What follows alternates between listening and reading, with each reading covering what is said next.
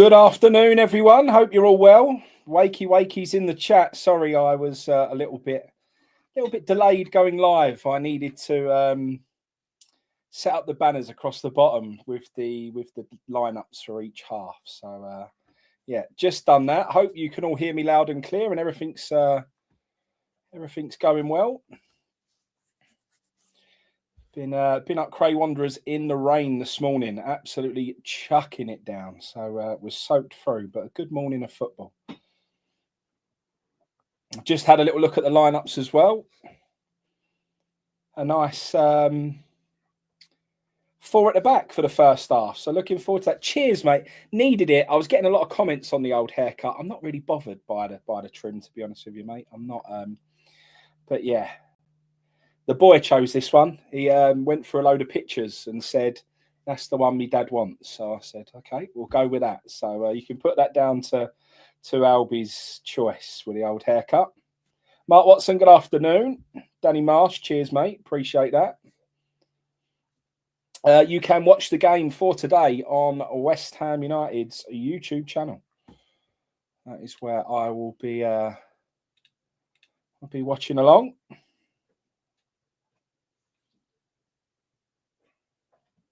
Yeah, lineups for both are on the website. I can run through them now, though. So, first half starting lineup: Areola in goal, Wan-Bissaka left back, Todibo and Kilman centre back. Sorry, Wan-Bissaka right back, Todibo, Kilman centre back, Skulls left back, Cornet left wing, Ward-Prowse, Rodriguez and Irving make up the midfield three.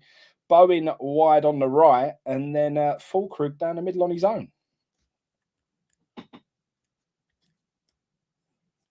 Strong debut.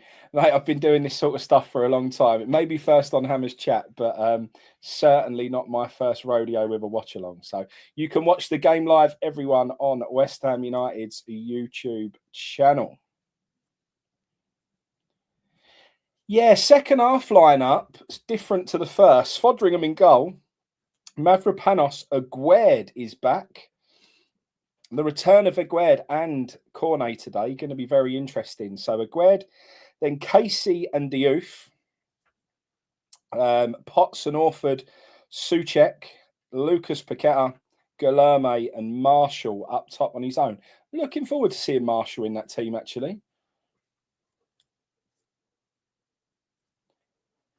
Yeah, I think there's a very nice little mix-up of teams here, to be honest. He certainly has gone for a bit of a mix of youth and experience in both teams. He's kind of not picked one that's a full-strength side. It's both are nicely mixed as it goes. But I'm looking forward to seeing that forward lineup of Paqueta, Guilherme and Marshall.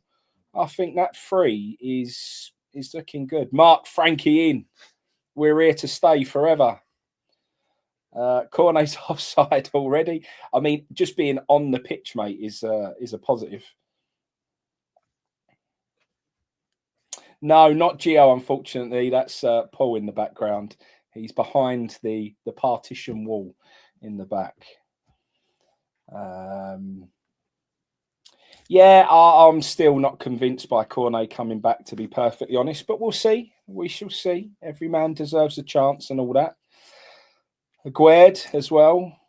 The two of them, really. It's going to be interesting to see if they look like they're interested in playing football or if their minds are elsewhere. Second half team, it may look a little bit weaker, but there's a lot of, I've been looking forward to seeing Potts. I'm really interested in seeing Potts in a midfield with an experienced Souček as well. Orford, obviously, bags of talent as well. So looking forward to that. Interesting super chat. I mean, if that's what we want to go with and that's what the crowd want, then I shall see what I can do. I kind of think Aguerd will have a good season. Said in one of the shows with Gio the other day that although Aguerd may not totally be suited to the Premier League, when you're playing sort of a three at the back, there's no reason why we shouldn't be able to make him a good ball playing part of that. And yeah, okay, he's a bit weak from corners and stuff like that. But when you've got potentially Mavropanos in there doing that job, there's no reason why we shouldn't be able to get good form out of Aguerd next season if he stays around. Yeah, I would say the second half looks the exciting part to me. Plenty of pace in there, lots of, energy.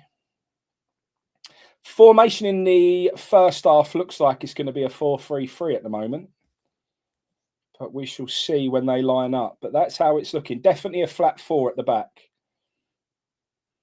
So, yeah, we'll have an extra player further forward. The only thing that worries me about that midfield is just Ward-Prowse, Rodriguez and Irving. Just a bit flat, just not much athleticism, not much pace in there. So I'm not too convinced by that midfield in the first half, but we'll see. Like I say, much more looking forward to the midfield in the second half with the with Potts, Orford and Souček in there. I thought that I'd see it being a 5-3-2. However, when you look at the notes from on the West Ham website, it says that they're playing a flat back 4. So I'm just going by what the West Ham website says on that. But like I say, that's why we'll have a look at it when it gets going.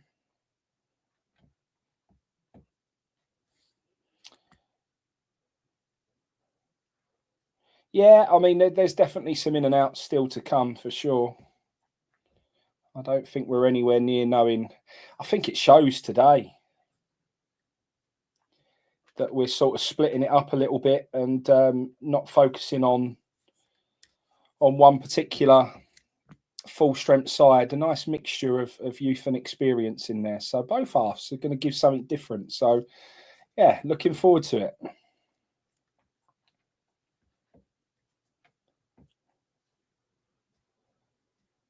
Yeah, and obviously Potter's going to play it how he wants to play it, but I'm just going by the communications put out by the club, really, and just taking it for its word at this stage.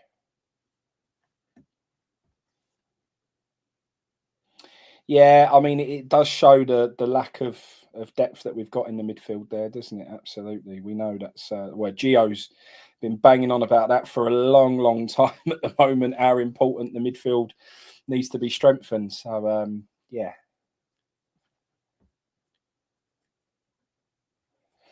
You've not heard of many of the youngsters? Well, I mean, the obvious ones in the first half, it's only really Skulls who's out there, but obviously we know what Skulls is all about.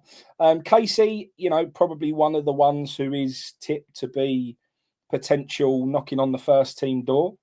So defensive player, yeah, I think someone who's sort of almost been sort of waiting for that chance. So it'll be interesting to see what he's like today. We obviously know Potts. Orford is a bit of a Rolls Royce of a midfielder. Back end of last season in the under-21s, he was definitely one who was really standing out. He was,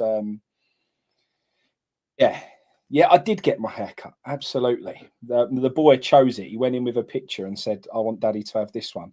And then Marshall up top. Marshall's probably probably our strongest prospect as a striker at the moment in terms of the youth players. So, yeah, we've got in that second half, we've got Potts and Orford, probably our 2 strongest midfield prospects.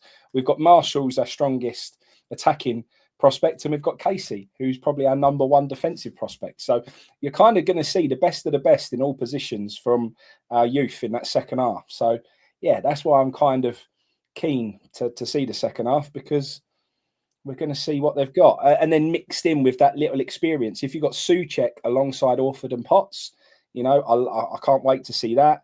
We've got Paqueta up there. Obviously, Guilherme's there as well, but he's not really come through the youth. He was obviously a signing. And then Casey at the back with the experience of Mavropanos alongside him. Yeah, I think it's going to be interesting. I am surprised that Rodriguez is still here, to be honest. I watched him in pre-season last season and was very concerned about his lack of pace, and it was kind of an issue that I raised very, very early on. And I think we saw that as the the season went on, that was probably his weakest part of his game. He can play a ball, he can play football, Rodriguez. There's no question about that. But his pace is just not up to Premier League standard, unfortunately. Cornet, I've seen a few people asking about Cornet and his potential future at the club. I mean, I just don't like what he's all about and how he always has these phantom injuries and just can't be relied on, really. That's why I'm really happy with the Walker-Peters signing, because he just plays a lot of football. That championship season that he had, I think he played something like 46 odd games. He just don't miss a match. So I'm looking forward to that about Kyle Walker-Peters, someone that you can always rely on. So that is good. Paul Williamson, thank you for the kind word, mates. Massively appreciate that. I'm not always everyone's cup of tea because I can be fairly outspoken, but heart's in the right place, mate. And I will always do what I can for Hammers Chat when they need me, because massively respect and appreciate the channel. And yeah, I've been speaking to Gio for so many years now. So yeah, Ajala, he played against Ebbsfleet the other night. They struggled. I don't know if anyone saw the video that I did with Gio yesterday, but they're nearly every single season, the under-21s start with a game against Ebbsfleet, and they always struggle. It's kind of men v boys a little bit, really.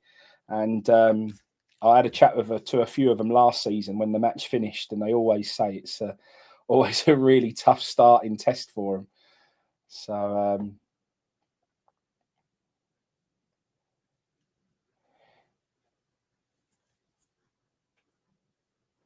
yeah, I can't disagree with that, Jazza. And you know, whoever sort of had a look at Rodriguez and thought he's a Premier League player, very, very interesting how they got a job in scouting players. It's he was never quite had the right attributes to be a Premier League player, did he? Yeah, the game is on the official West Ham channel. So if anyone's looking where to watch it, I probably won't be doing many of the watch-alongs, but just because I'm always involved in football all weekend. So I will always go to all the West Ham games, as many home and away as I can. And my boy plays a lot of football at the weekends as well. So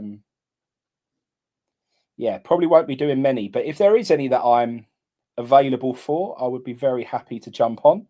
Mark Carlo, how are you, mate? Hope you're well. I see you was you done a video the other day, Mark, and one of my good friends, Elton Steve, some people in the chat may know him, said you was walking past his house as you was walking along doing your vlog. He saw you walk past his house, so he gave me a call and said, "Oh, do you know that Mark? He's just been marching past my front door doing a vlog on the West Ham way." So yeah, Kimbo, thank you, mate. Very, very appreciate the kind words there. Yeah. So this kit is it's a weekend defender kit. It's like a concept kit, really. It's got really interesting paper clippings in the background of all French football stuff. Don't quite know why, but but there we go. Yeah, it should be a really, really good run out today. I'm looking forward to it. Very, very much so.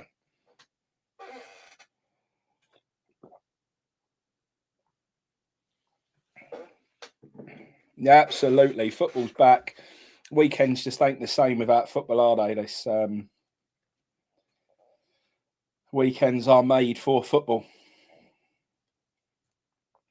Yeah, we do have Diouf. Diouf will be playing in the second half alongside Mavropanos, Aguerd and Casey in the defence.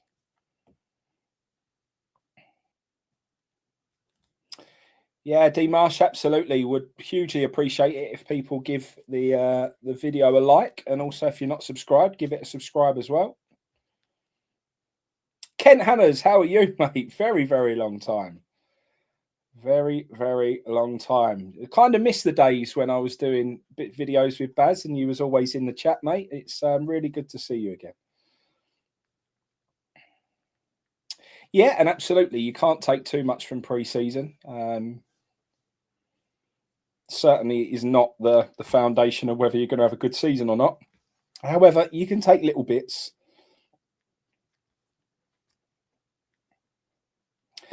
DC said, how many signings are we short at the moment, do you think? I reckon we're at least 4.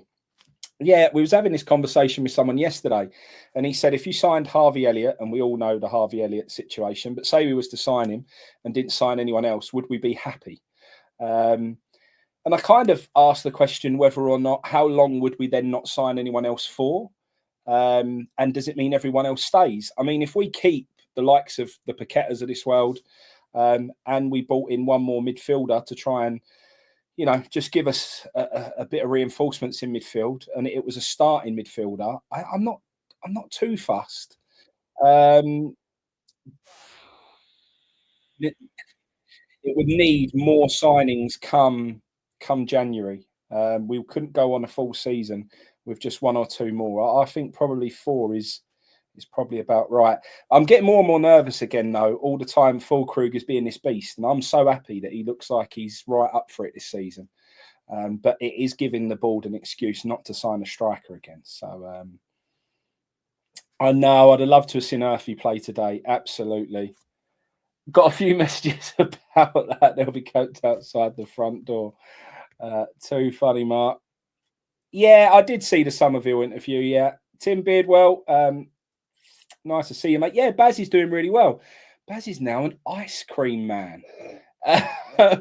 Gelato Dreams on social media. If anyone wants to check it out, it looks like Baz does some serious Mr. Whippy. Lovely toppings, absolutely fantastic. So yeah, if anyone wants to catch up with Baz and what he's up to these days, check out the Gelato Dreams. You can watch the main match on the West Ham official YouTube channel. Mr. Jeffy, all right, Frankie, mate. Hope you're good, pal. Catch up. Yeah, absolutely, mate. Definitely need to see old Dave Thomas. Not seen him for a while, mate. So good to see you in the chat, Chrissy, mate. And be good to catch up next season, 100%. Maybe we do something for the new version of Betway Cup or whatever it used to be against Lille. No worries at all. Yeah, West Ham, it's just started to show the sort of pre-credits, if you like, for the match on the West Ham channel.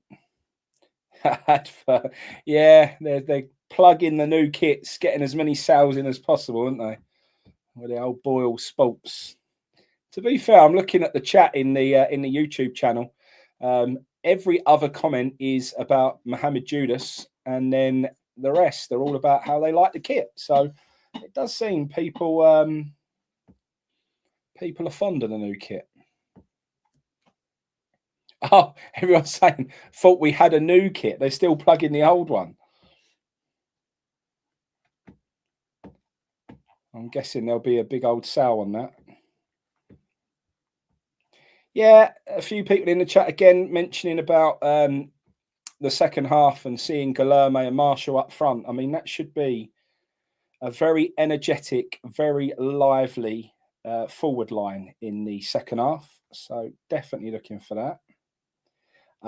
The official advert on YouTube had Mohamed Judas on it as well.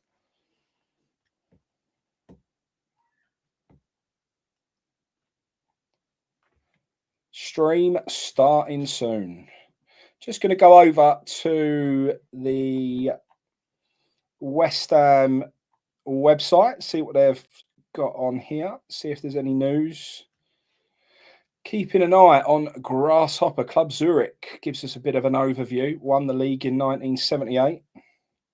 One promotion back to the top flight at the second attempt in 2021. Just having a look at their starting lineup. Can't say I recognise anyone, which I didn't expect, to be honest. Max Kilman, Club Zurich will be a different test for us. He says that the match on Saturday will help the squad hit the ground running this season.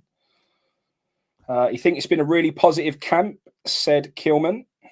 We've been able to incorporate plenty of our academy players and have had the opportunity to work with the youth over the last few days. The atmosphere has been really good. It's our first pre-season under the head coach, so it's exciting that he's got time to really incorporate what he wants to do this season. and we have been able to work on a lot of different things.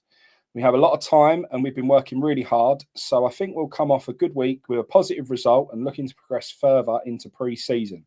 We aren't going to be the finished article against Grasshopper Zurich, but it's about getting the manager's message across, doing stuff that we've been working on, getting some minutes in the legs. It's a beginning of a new season, and the first pre-season game is always important to see how fit you are and get a measure of how strong you are already physically. It will be a good test for us.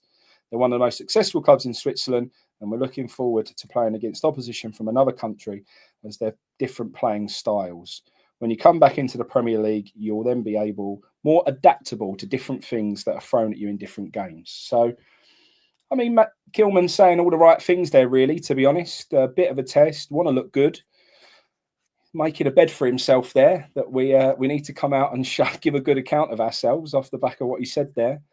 And yeah, it's seeing where we are in terms of fitness. And like we said, this is getting the Potter's kind of, what his message is, what he's expecting to see this season. We want to see it on the pitch today. So they're playing in a tornado. All right, let me get this up then. I saw there was a fans on planes getting out there this afternoon.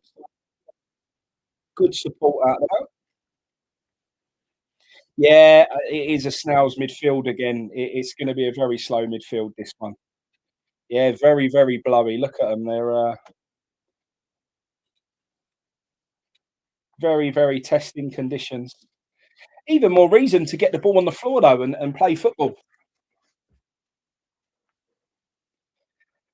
Yeah, I got a feeling Krug will score 100%.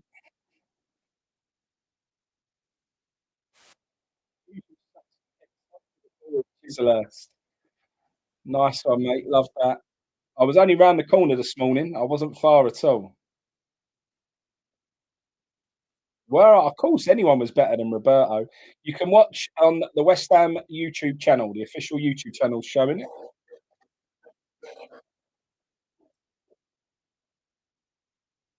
Yeah, Kante's on the bench. It's signing went under the radar, didn't it? If I'm honest, Barry, I've got no idea who the Grasshoppers' best players are. Um, yeah,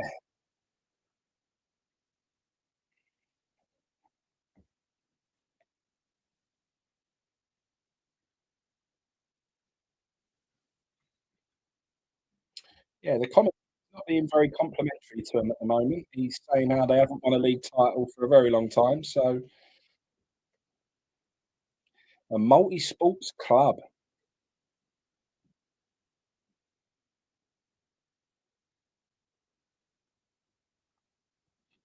Just shaking hands with the officials at the moment, and we should be underway. Yeah, I've got to say, I probably prefer the away kit a little bit to the home one. I'm not.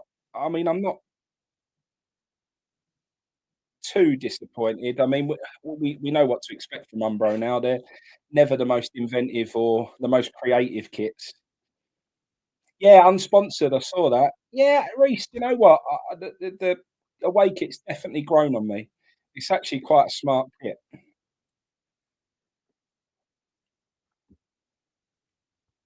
Matt Jarvis is in the commentary room.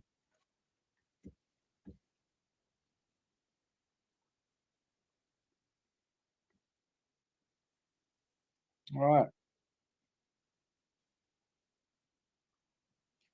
Ah, the under 21s are playing Maidenhead at 3 p.m. Yeah, Reese, Umbro, you know what you're going to get. Obviously, it's coming to the end now, so hopefully we get a good new manufacturer who could give us a little bit more excitement when kits come out. Yeah, I was the coach, head chairman of the youth at Grey Wanderers. He's off to watch the boxing tonight. He's going to Wembley with a couple of the players. So he'll be there. I'll definitely be having a watch. I'm sure Paul's very excited behind me that he knows that we'll be watching the boxing tonight now. Good afternoon, Steve Palmer.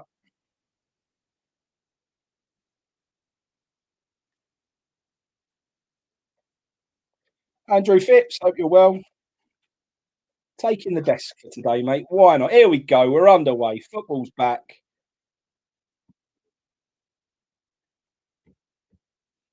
The most decorated side in Swiss football history. I mean,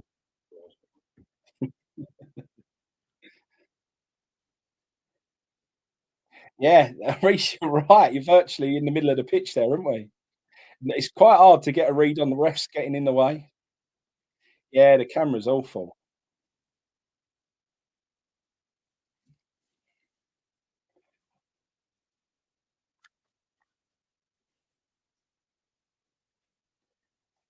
A bit scrappy to start off with. A bit like watching a Sunday league match at the moment. It needs to settle down, and hopefully we can start playing a bit of football.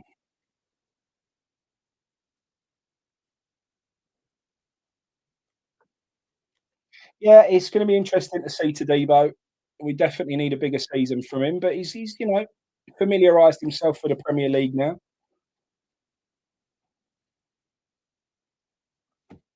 Full pre-season, absolutely right.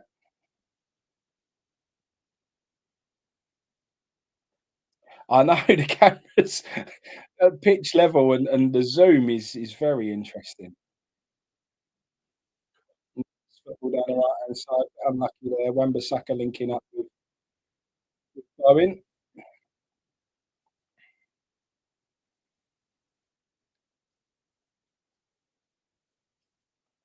and all the way back to Areola at the minute. I know it's not not the greatest stadium that they're playing in, is it? That's for sure.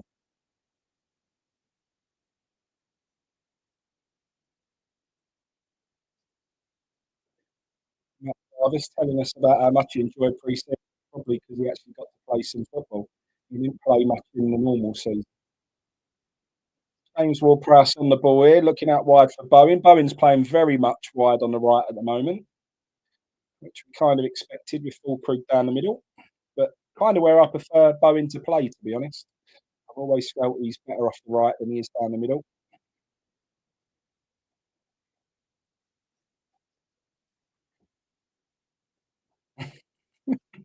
It is like they're streaming off an old Nokia phone, isn't it? It's unbelievable.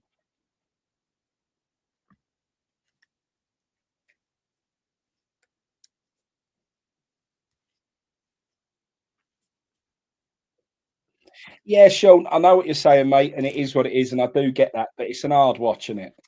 It is an hard watch. I mean, if you go the local team to me is Bearsted, all they've got is a little bit of scaffolding, and they stick a camera up on the scaffolding, and you're away. So it ain't too hard, really. To be honest.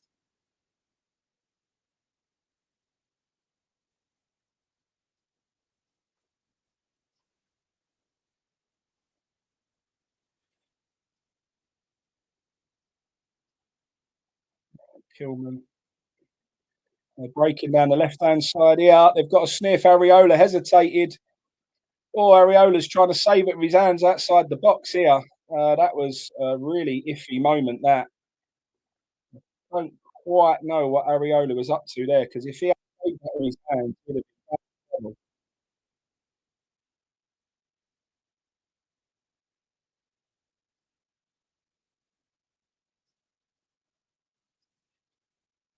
Yeah, we looked like we was controlling the game until that moment, and one very simple break, and we was looking very vulnerable there.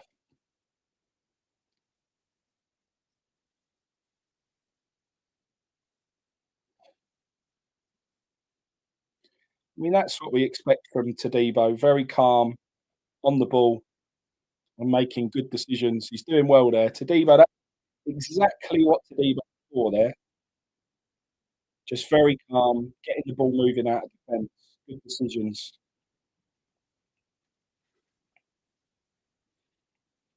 And a poor ball forward just goes straight through to their goalkeeper.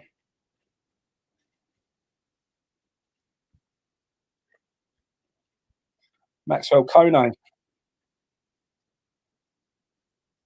Yeah, Reese, we just said that conditions like this, you got to play it on the floor. Pinging balls forward like that are not going to help anyone. One, just from an ability perspective, that we shouldn't have to do that against a side like this, and two, just without yeah, more of a reason not to do it. GP, no, absolutely. I think while paying him his wages, it makes sense that you get him out there doing some work. But like you say, what is the point? It's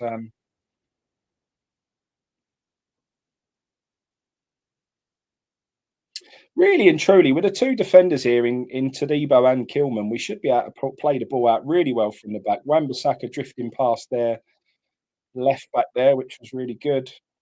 I want to see a bit more of that. Nice ball out to the left.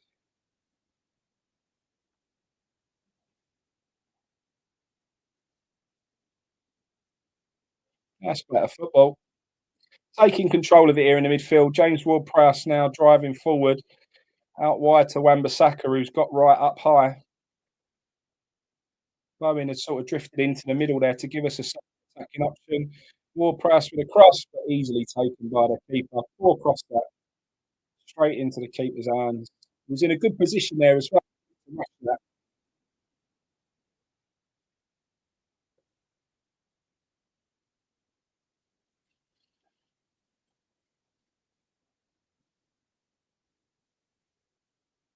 A lot going down this right-hand side at the moment.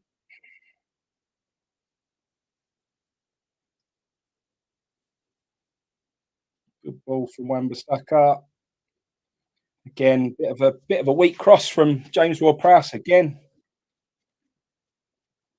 Need more from James Ward-Prowse in those areas. That was before his leg fell off. It is Matt Jarvis doing comms, absolutely. There used to be a video of Matt Jarvis.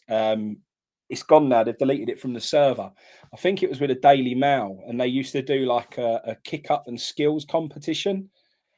He couldn't even do 4 kick ups without losing control of the ball. It was so embarrassing.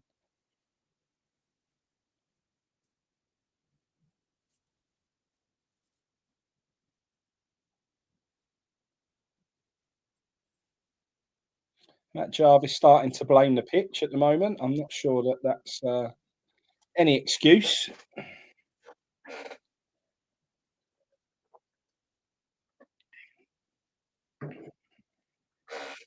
Graham Potter looking pretty calm and relaxed there. You remember that video, Dean, do you? It was so funny.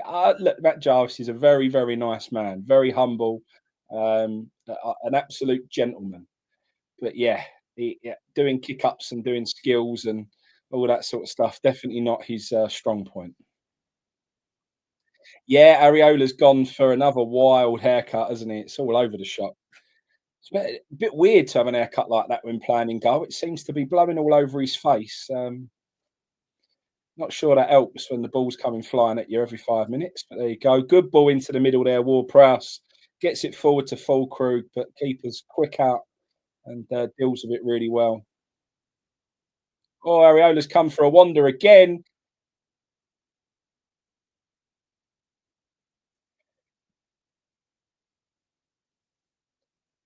DC can't argue, can't argue with that. To be perfectly honest, good ball in from Owen trying to get him back behind, but blocked away. Sweeper keeper, it's something. Definitely something.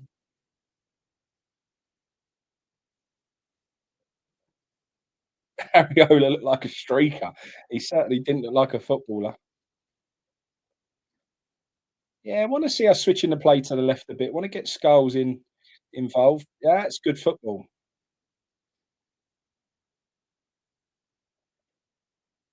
I mean, the ref's getting very excited here with a bit of a clumsy challenge from Rodriguez. Kind of went in, slid in.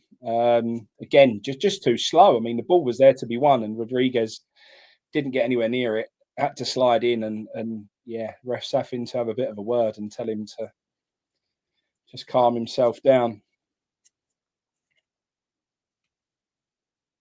pedo. I just what Rodriguez is doing, I can't quite get my head round, to be honest. The ball's there to be won. Lunges in with his back foot and very, very messy. Very, very messy.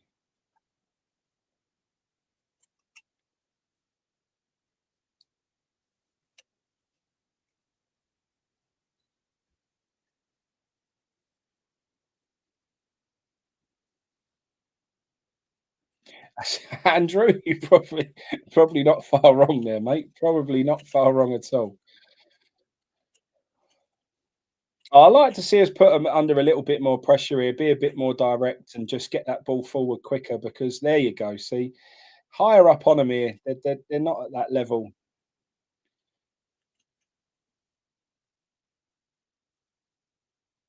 They've got a bit of space down this right hand side. Drifted past Skulls there, and James Ward-Prowse gets back and covers. Whoa, maybe a little bit too relaxed there, Skulls. Dealt with it in the end, though.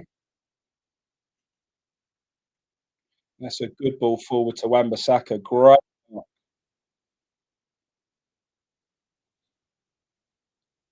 Ward-Prowse. Ward-Prowse definitely the player that we're looking for in the midfield at the moment to try and make something happen. Yeah, easily dispossessed there, unfortunately. Right, time now. That's a better ball from Ward-Prowse. Lovely 1-2, Bowen and Fulkrug. Bowen tries to get a left-footed shot off, blocked by the defence.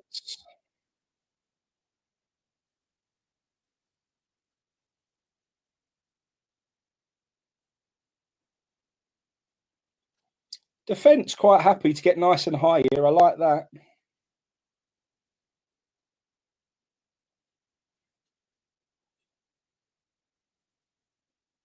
No, Bowen's drifted past. Good shift. There's a chance. It's a goal. 1-0 West Ham. There we go. Decent football, that. Very, very decent football.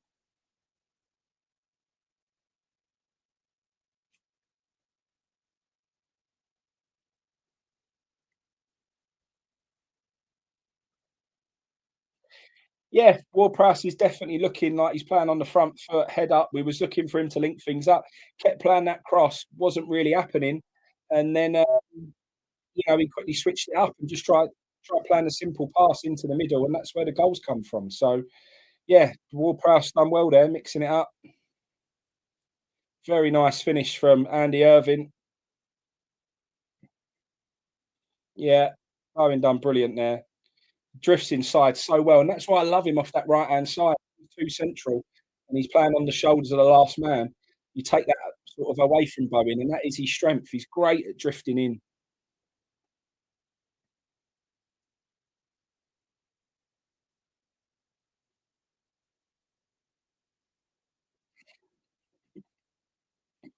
Ward-Prowse again, just always available for the ball. He really is trying to. Everything's going through Ward-Prowse at the moment.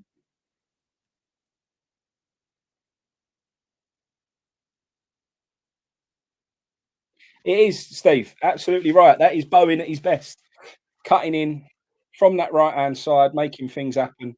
Um, just absolutely the best part of his game.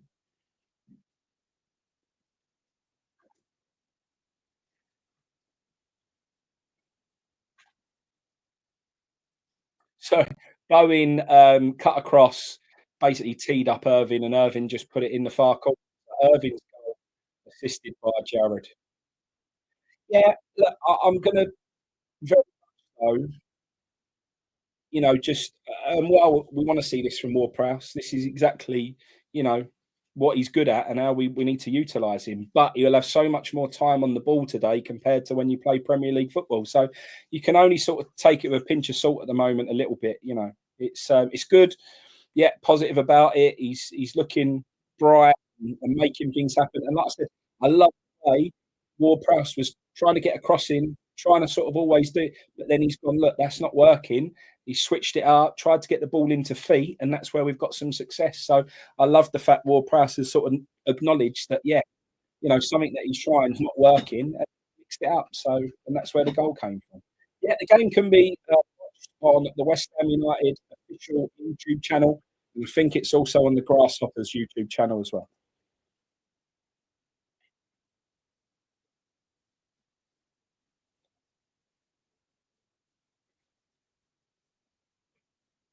We are right though. It is definitely a back five more than it is a flat back four. So those who predicted that in the chat prior to the match kicking off, that's you were absolutely spot on.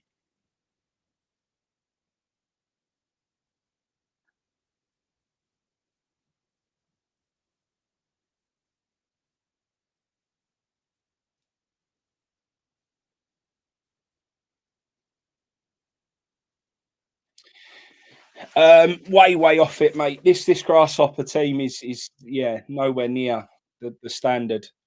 I probably don't even put them at championship standard, mate. To be honest, it's League One level, really.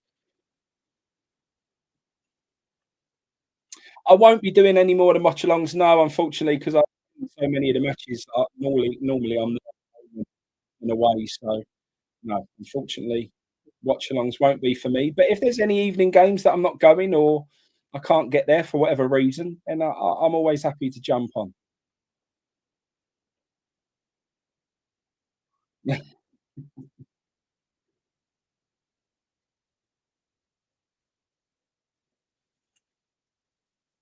Good flick on from them there, and unlucky. Poor header in the end over the bar.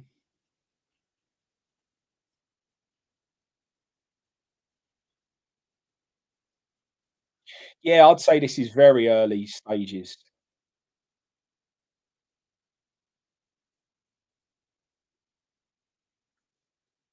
No, I haven't replaced anyone. No, I just it's a one-off for me. This one.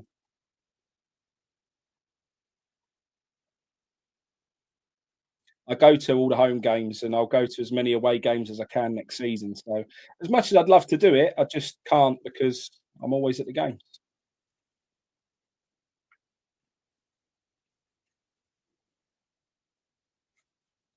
As we kind of expect, London's going through Wan-Bissaka as well.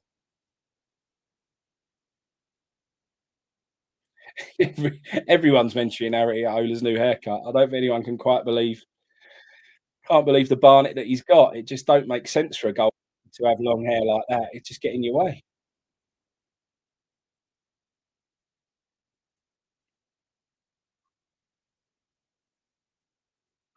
Just a little bit flat here for a minute. Just gone a little flat. We was having a lot of the ball and kind of making lots happen, and now we're sort of letting them just have a little bit of possession now.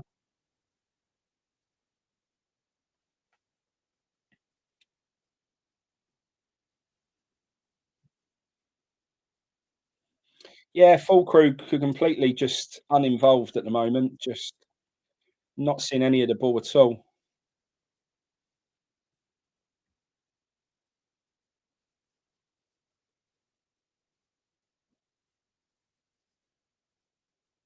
Again, just all down this right-hand side. Ward-Prowse failed there, no. Got a bit of a clatter there, Ward-Prowse. Sean Mullins, I massively appreciate that, mate. I'm sure everyone always tries to do their best.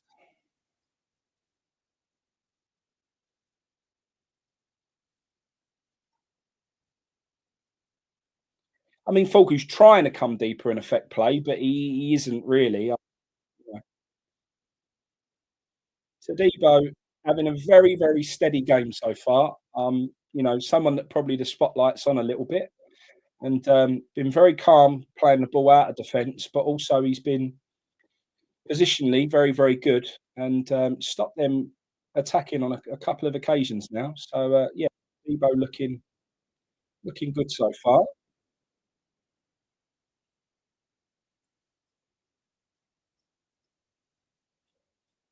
We just naturally look to this right-hand side every time. Wan-Bissaka's made a great run there, and it's a really good ball forward. Is anyone going to help him now? Wan-Bissaka done well there, won us a throw in really high up the pitch.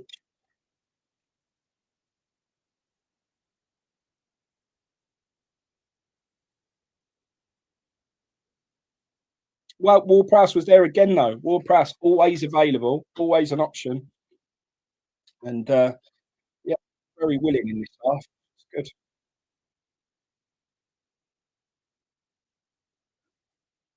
Getting a little bit scrappy again, but that can happen when you play sides like this, and the ref's giving a free kick to them in the middle of the pitch.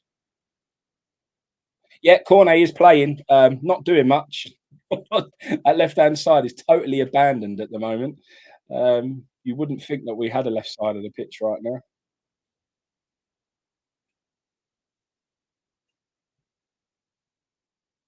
Yeah, and I get that. We do come predictable because, look, we're fortunate that against a side like this, Wan-Bissaka's always gonna have success, right? So he's always gonna have to beat that man. So even if though we are predictable, they're still gonna struggle with it. But this is where the difference between this sort of game and a Premier League game, we're getting away with Prowse in the midfield at the moment, linking everything up. You won't have the time on the ball he's having now if it's the Premier League. Um, and like you say, if we are going to be this predictable and just try and do the same thing for the entire match, or the entire, because we're going to switch it up in a minute, but for certain half, we look to do the same thing, you just don't get away with it in the Premier League. Don't happen. Yeah, Guido's just this. Yeah, it's again, it's just what we know, isn't it? This is exactly this a repeat of pre-season last year. Even at this level, Guido just looks like he's just not up to the speed of the game, and it was always our concern last pre-season, and it become an absolute reality when the when the league got underway. So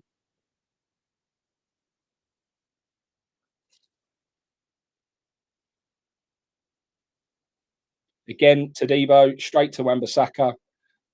Back into Ward-Prowse, back to Wan-Bissaka, all down this right-hand side, and they've got more players over this time, so we struggled to get all the way back to Areola. So here we go again. Tadibo come inside this time now. Try to switch the play out to the left because that's where all the space is, and we've got a little bit of room to drive forward. Full crew dropping in, trying to hit the one, but again gives the ball away. Not good enough from full creep there, unfortunately. He's got to.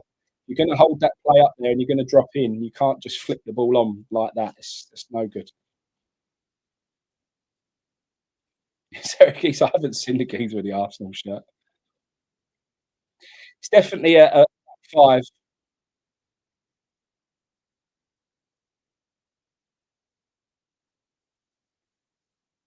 We just got caught in possession there in the midfield. Had a chance to break, but Tadebo's wrapped that up nicely.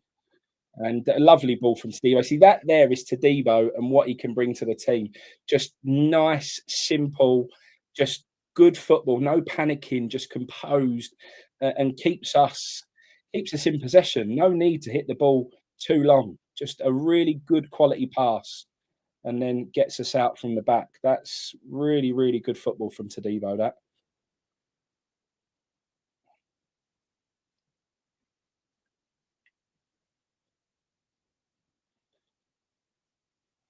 again over on the right hand side. Ward Prowse, Wan-Bissaka.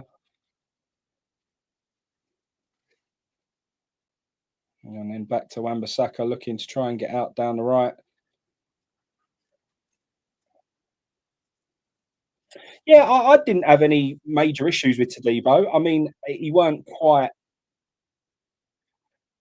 to the heights that I thought he would be because obviously I've really rated him as a player, and I was really excited when he came in. There was just a couple of iffy moments for him, all forward here, but the referee's blown up and the striker's missed it anyway.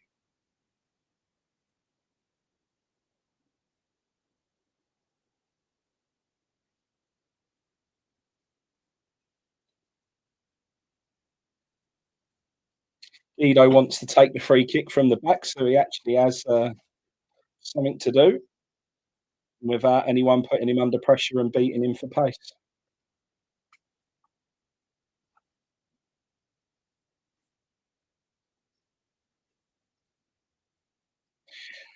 Yeah, Jarvis saying about how you've got to scream at them to get them out to the left-hand side. It's just not something that we're doing naturally at all at the moment. Come on into Debo. Good positive ball into Wan-Bissaka. Again, Ward-Prowse coming across to link it up. Now we've switched the play, and there's the space. Cornet, what can you do? Give it straight away to the other team.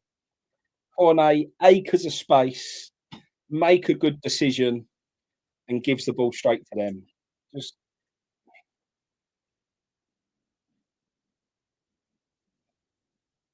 Cornet. Cornet's got it again on the left-hand side. Let's see what he's got. Let's sets him down the left. Skulls whips the ball across, but this time there's no one there.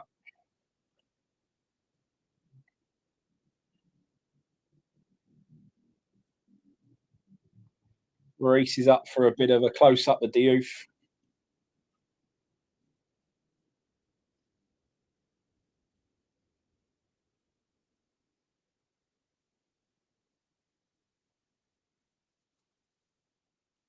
Ball getting caught up in the wind now. You could really see the conditions with a goal kick.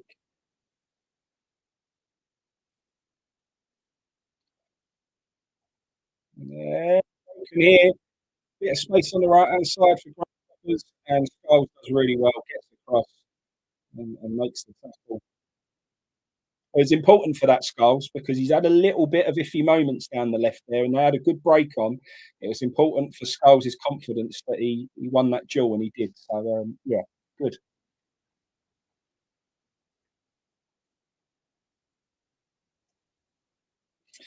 No, DC, it's not Stella, and that can be why we're not, putting the ball out to that side too often because the confidence in what they're going to do with it when they get it is not quite there. Ward-Prowse getting in the box and making a challenge.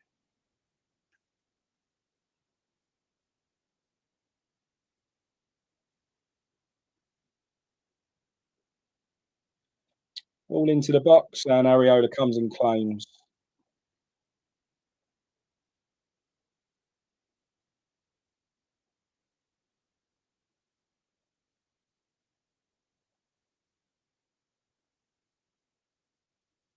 Looked like we actually thought about playing down the left-hand side. They're very nice from Ward-Prowse there. Come in, played a very simple pass, but it was very effective.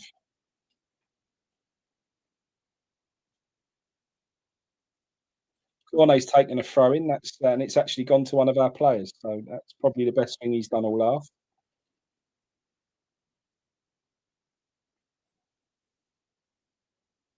Yeah, Steve, you are right. James Ward-Prowse is looking a lot sharper, and he looked really good there. I'm just want to make sure that it's not because the pace of the game is a lot slower than a typical Premier League match. So, but he is looking good. Long ball from the left finds Ward-Prowse in the box. Ward-Prowse has tried to hold it up. Thought he was going to get a shot away. A little bit unlucky there. Great cover from and Ward-Prowse delivers cross. Full crew comes and gets it, heads it down to Bowen, but Bowen's shot goes wide. Not a bad idea.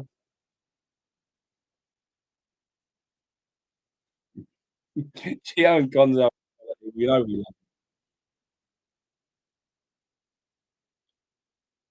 Yeah, unlucky Ward-Prowse there. He's popping up everywhere at the moment. 1 minute, Ward-Prowse is sort of between our own box and the halfway line, takes it on the half turn, opens the play up, does really good. And the next minute, Ward-Prowse is in their box and making things happen there. So, a really, really good performance from Ward-Prowse so far in this first half.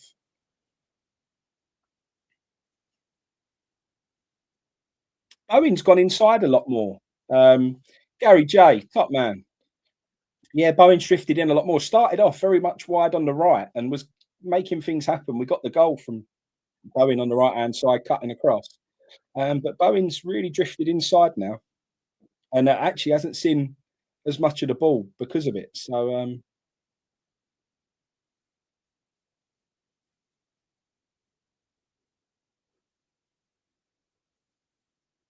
it is he's very much playing that way. He is, and he's willing at the moment. So you can't argue with that at all.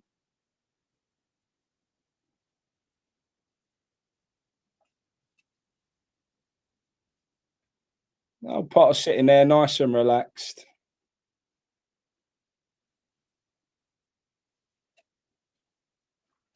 playing the ball across the back line nicely. This is exactly what we wanted to see from the back line, actually. Tadibo tries to fire a ball into Wan-Bissaka down the right-hand side there. Wan-Bissaka stretches through it, goes out for a throw-in. Just as I was saying, we're playing the ball out nicely from defence, which with Kilman and Tadibo, Wan-Bissaka, Skulls, we should play football across the back line nicely. And that was the first time we probably have given the ball away cheaply from doing that. But all in all, very happy with how we played out from the back so far. This strong there. Kilman's just absolutely just bodied one of them people like they were a little kid. Just led into him and just left him on the in a heap on the floor. Um, Absolutely bossed him there.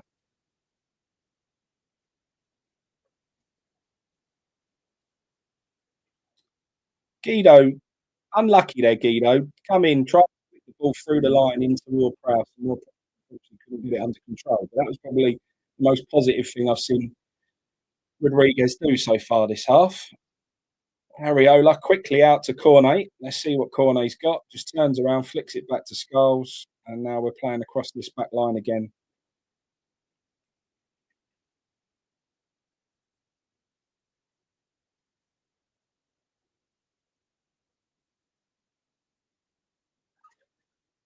Guido's getting caught in possession here. He's so lucky. He had two of them on him there, Guido Rodriguez, and got away with it. Somehow managed to get it back to Ariola, but he looked like he was going to get caught in possession in the worst place possible, edge of his box. That would have been a disaster.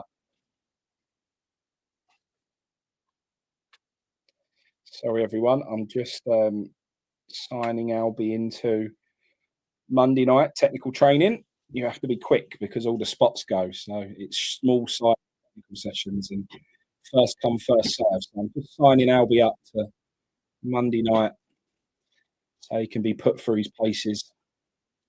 Guido, nice ball out to Cornet. Cornet's got all the space in the world here.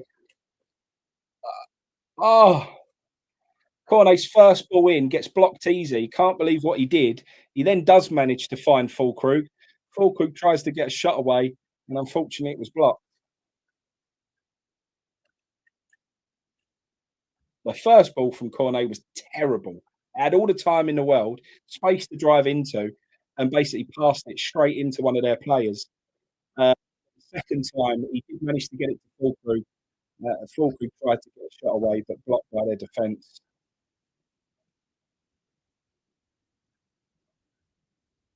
That's exactly right. The pace in midfield is a concern, and in the speed of a Premier League game, it would be very, very different. It's easy to look comfortable on the ball here. It's easy for Ward-Prowse to look good when you're not being put under pressure. You get no time on the ball in the Premier League, as we know, and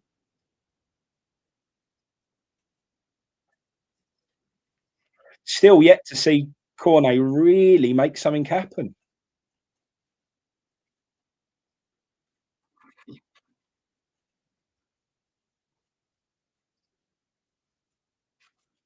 I'm glad to see we got a game, pre-season game at home again, though. That Lille game, I enjoy those ones in the sunshine, a few beers and a nice warming, sort of, warming into the new season. Yeah, Tadebo's probably been my player of the half so far. Very, very good. Him and Ward-Prowse have been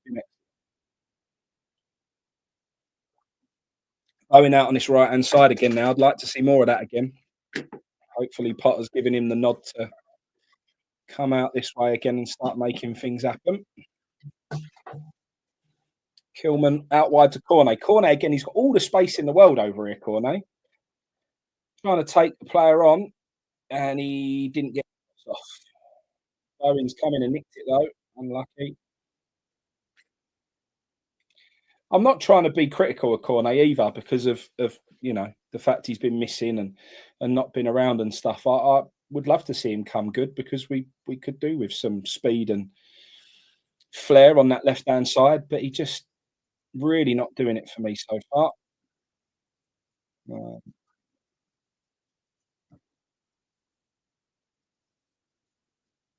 yeah, that's it, Reese. Nice day out, nice and relaxed. Go and nice few beers and get ready for the season.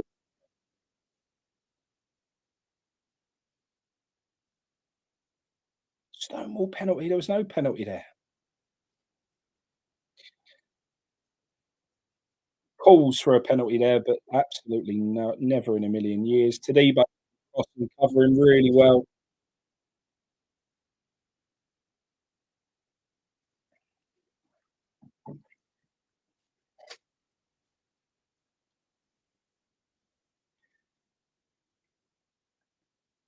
I've got a place out in Marbella, GP, right on Cabapino, and there's one there. So yeah, we can always do that one, mate.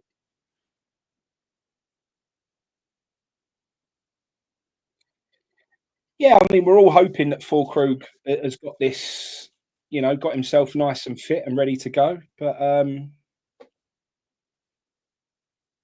struggling to get in the game this half. They're in here, they're in. It's got to be, and it's somehow trickled wide. How they haven't scored there, I don't. Had a really shaky couple of minutes here where they've just had us pinned back in our own box, and their number 9 there. I mean, Tadebo's sort of keeping him on side, played through us too easy there. Tried to flick it over Areola and trickled wide. I don't know how that's not gone in. We did say though, for all of the lack of pace in midfield for this game, the next half should be a complete contrast to that. So I'm looking forward to that. A good touch there from that was from Bowen to Ward Prowse. Wan-Bissaka involved again.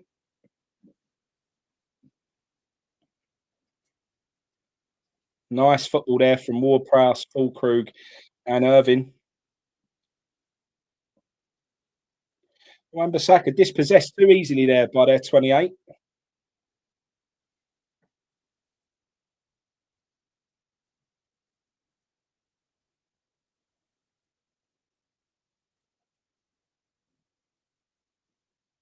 Wan-Bissaka come and get in there. Bit casual from Wan-Bissaka there for me, but he's come in and nicked the ball. Oh, he's giving it away though. Screams for offside, but no flag. Wan-Bissaka's just gone a bit too. They're the things where I think he's great. He just has these moments where he switches off. He goes a bit casual, and he's had a couple of opportunities there to win possession back, and just yeah, I don't know.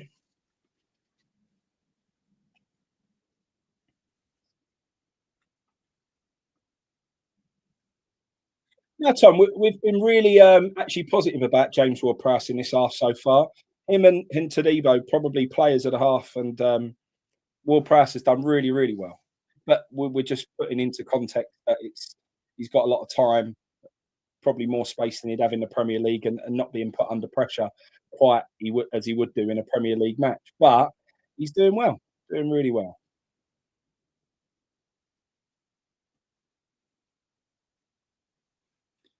Some kid there signed that he trades chocolate for one of their shirts. You know what? I'm not a big fan of it. Can I have your shirt signed? But at least he's trying to trade something for it. Swiss chocolate for a West Ham shirt seems like a fair deal. Chippy, appreciate that, mate. Really appreciate it. And mate, I can adapt to whatever style you want. If you want me to be a bit more jovial with it, I can be. If you want me to try and actually give a humble opinion on how things are going, then I can also do that as well. Again, Ward Prowse, just the main part of everything that we do going forward. Gary J's up for a bit of the Swiss chocolate. Tadibo driving out, linking up with Wan-Bissaka. Guido's actually come and got on the ball, tried to ping it wide to Cornet again in all that space, and he just couldn't get it under control. I mean, it wasn't the best ball, but you want him to try and get that under control if he can. I mean, they're giving that left-hand side so much space, and we're just not able to exploit it at all.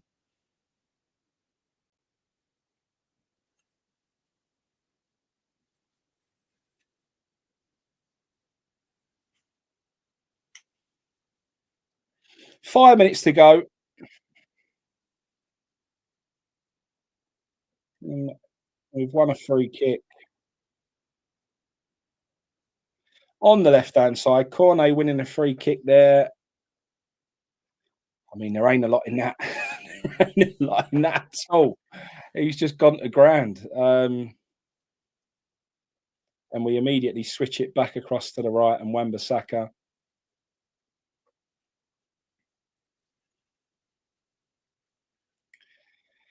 We won a free kick there. Guido Rodriguez going down. I mean, he had the opportunity to open his body and drive forward. He's chose to go back towards his own goal. Once again, if he gets caught in possession there and they win the ball off him, we're bang in trouble. I really struggle to understand his decision making sometimes because there's a couple of moments there where it's a bit dodgy.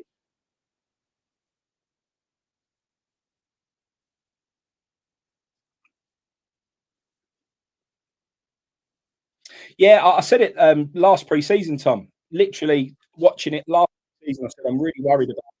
I don't think he's up to the pace of the Premier League at all, and that really played out last season. So I've got no question of his footballing ability, technique, technical ability. He's absolutely solid. Just not up to the pace of the game with the Premier League. So I'm sure he'd go and look like a good footballer in other abroad, but just not there. Ward-Prowse trying to get the ball across. Their defender blocks it, and we've got a corner. Yeah, managed to get the ball into full creep before this half. It's probably the biggest, not criticism, but one thing that we've really lacked is getting Fulkrug on the ball. He has tried to come deep at times and get himself involved, but yeah, very ineffective so far. But we've got a corner here. Can Fulkrug get his nut on this one? More Prowse delivery. I'm looking forward. We said looking forward to the second half. Really looking forward to it. Yeah, Jarvis is a tough listen. Um,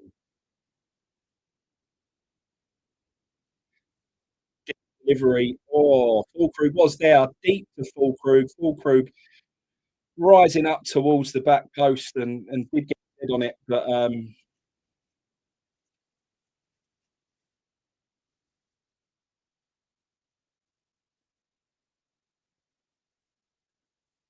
that was Irving. Fulkrug. They're even saying that. Fulkrug's clearly got his head on it. That only Fulkrug could put a head on it like that. And Jarvis is telling me it's blooming Irving. Yeah, lot we can take from this half. There are positives here. Um, like we said, ones that we kind of had the spotlight on to Debo, and I think he's had a really, really strong half. Really, really played the ball out lovely from the back. Ward-Prowse doing just what he did there, coming in into that space and linking up the play so we can actually try and play out from the back. Very, very good for Ward-Prowse. Guido's actually gone round a player there. No foul, ref. Ward-Prowse come away from the ball here. Wan-Bissaka's in. Whip it across, son. Good. Oh, unlucky. Good ball in from Wan-Bissaka, and that's the difference between him and Cornet. A very, very good ball across. Dangerous ball.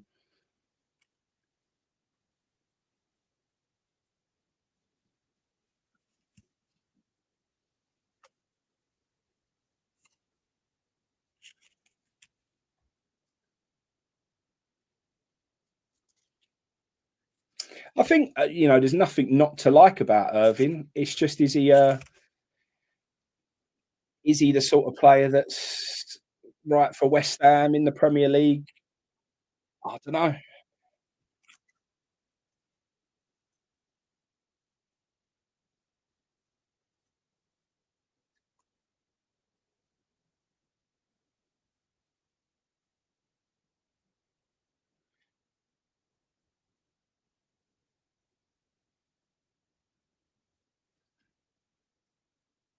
once again, you saw James Ward-Prowse read the game now.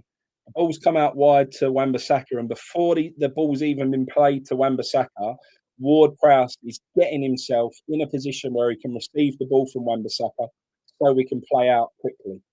Ward-Prowse, probably nicks it for me there as the player of the half.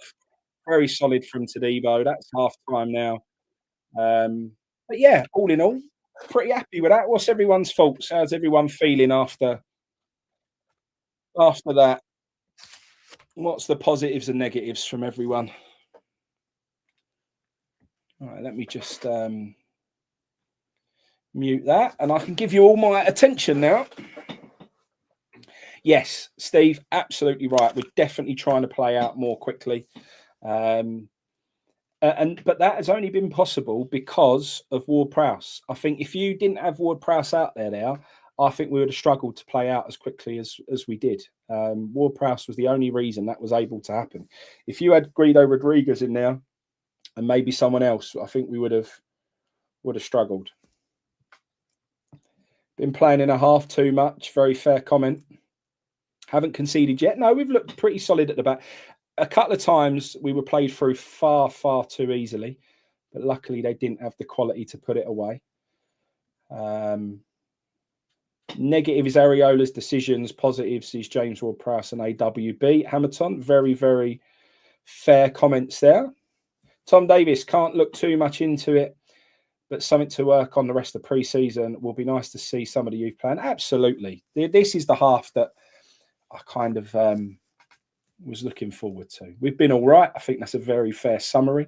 James Gunn, Todibo, very good at passing forward. We need a better defender aerially in the middle, and I think Todibo and Kilman on either side would be decent. Again, a very, very fair comment. I think we've got one in Mavropanos who could be that sort of more the player who can sort of, get it out and win those headers. But we definitely look like we're trying to play football out from the back, and we all want to see that, don't we? We like playing on the floor. We're West Ham, and that's how we like to play football. So, in terms of playing out from the back, I think we look very, very composed.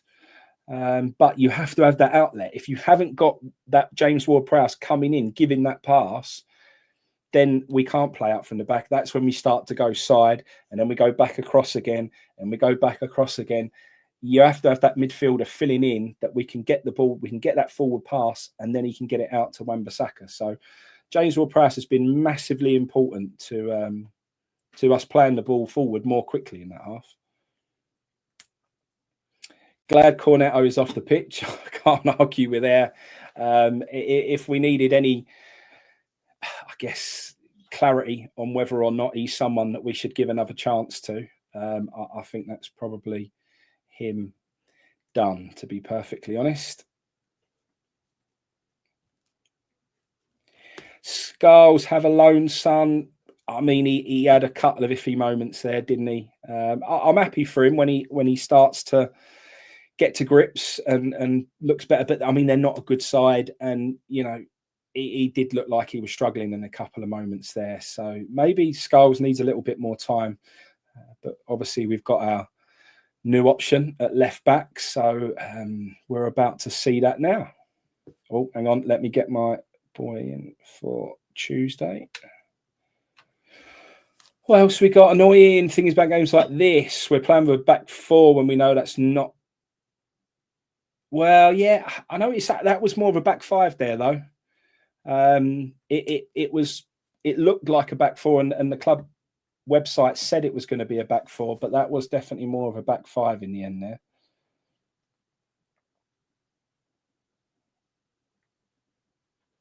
To be honest, that was a solid first half of football. Yeah, I can't argue with that at all. Lewis Cleto says we've been decent, to be honest, definitely playing out a lot quicker, but we haven't given Fulkrug a lot of touches. Absolutely right. We really struggled to get Fulkrug the ball, even when he was dropping in. We couldn't use him effectively at all. Do you know what, though, Lewis Cleto? It's very interesting because at the beginning, Ward-Prowse was trying to come out to that right-hand side and hit balls across, and they was coping with it really well. they found it really easy, and every single time we was just giving away possession, and that was probably us looking for Fulkrug in the box.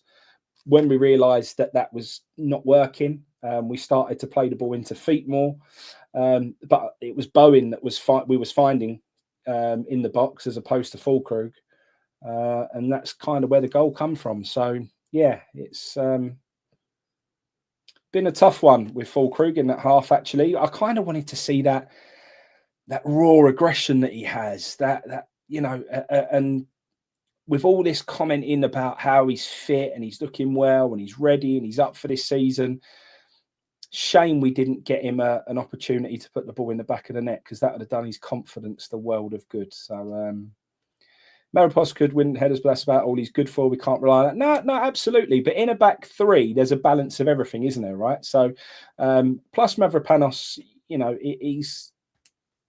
we've seen him have very good games. We've seen him have very poor games. But in a back three, if someone has an offish game, it's not as exposed. So you'd like to see a back three of Kilman, Todibo, Aguerd. Back three of Kilman, Todibo, and Aguerd. Okay. So Kilman centre back, Todibo and Aguerd right and left. Yeah, I mean, it's certainly an option. One thing that hasn't changed is Cornet's ineffectiveness, absolutely. And they was giving him that side of the pitch, and he still couldn't do anything. Every time he did get the ball, just poor decision making. Really, really frustrating player to watch. Overall, Potter has a clean slate with pre-season. He's got a chance to implement his style of football, and there's glimpses of it. Yeah, I think that's, again, very, very fair. The number 28 did a good job versus Wan-Bissaka. Yeah, no, he did actually. At the beginning, I thought, hang on a minute, this is going to be one-way traffic, and Wan-Bissaka had the beating of him. But I feel like their 28 really grew into it and made it difficult for him in the end. So, no, absolutely. Loan out Scars, keep Emerson another season. Highlights how bad Guido and Cornet are, which is such a shame. Hope for more from Cornet. I didn't hope for much, if I'm honest, from Cornet. I've never really rated him. And I think we have seen enough. Next half, I want to see Diouf and Guilherme link up. I mean, that should be a frightening prospect. So we should see a lot more energy this half. Yeah, we're looking forward to Guilherme. Are we playing to Fulkrug's strengths? Like I say, I feel like we tried to play a certain way to suit Fulkrug, but it wasn't working. And then we tried something else, and then it's up to Fulkrug to try and make himself available. It just didn't quite happen, and that's football. Sometimes a match or the way a match goes just doesn't play into a certain player's hand. So you know, there's plenty more football to be played, and I'm sure Fulkrug will come good as pre-season goes on. Scholes is decent, but needs a year in the championship. It's probably not a bad idea, that really, giving him championship experience in a team. I'd like to see him in a team on the front foot in the championship. Definitely. Yeah, we've got 11 new players in this half. Let me put the banner across. This will be your lineup for the second half. I can actually edit that and do that.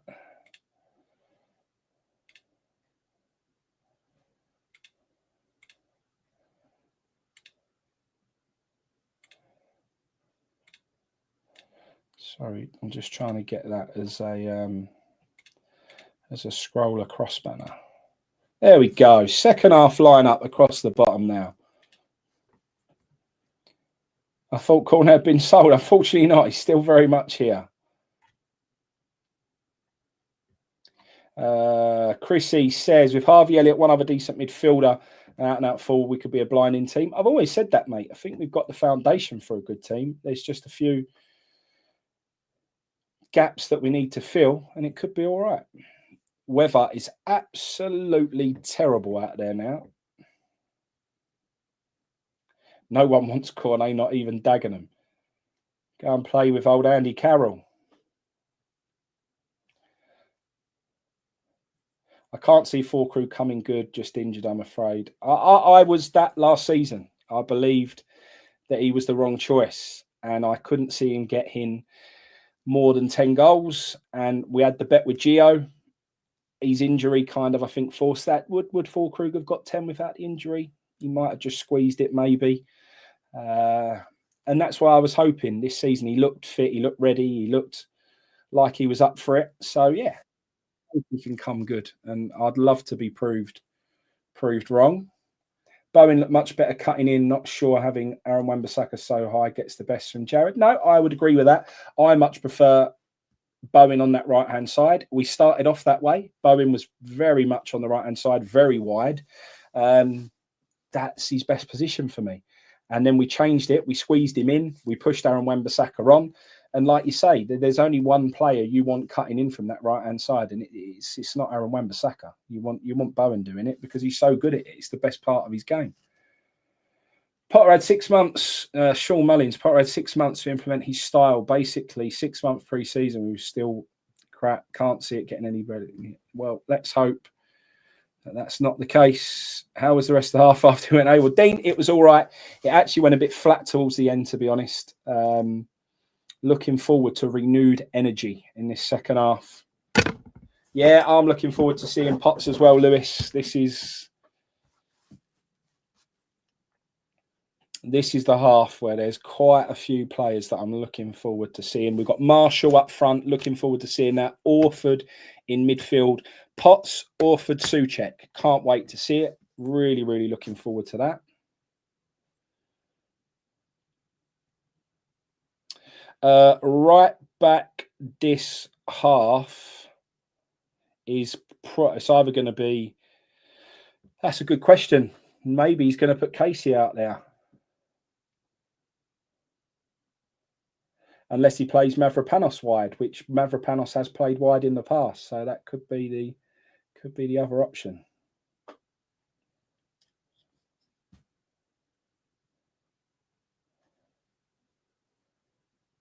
Midfield should be so much better. Absolutely. Let's hope so. Yeah, MGG, 100%. Guido has absolutely all the technical ability in the world. He can play a pass. He can pick a pass. He reads a game well. Absolutely nothing wrong with Rodriguez as a footballer. It's just he's not made for the Premier League. He's better in a slower game where you're not pressed as much, where he hasn't got to make as quick decisions. If he can be given time on the ball, he's a very, very solid footballer. But that's just not Premier League, is it? That's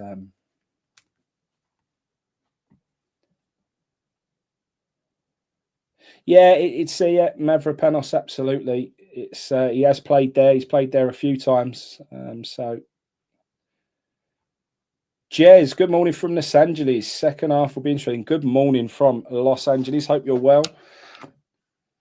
Yeah, I'm looking forward to this half. Definitely.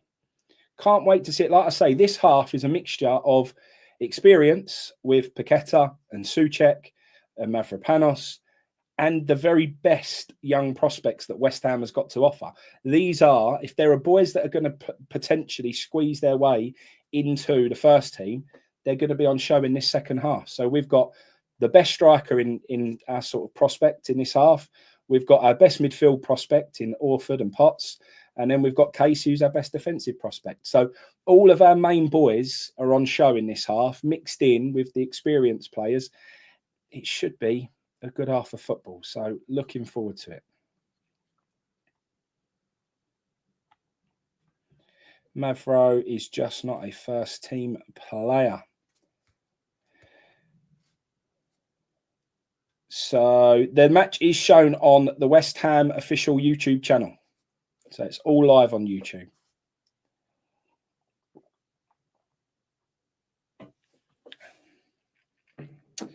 Yeah, which is what it does look like a back four. And that is what they said we would be in the first half, but it quickly moved into a back five. So we'll see when the game gets underway.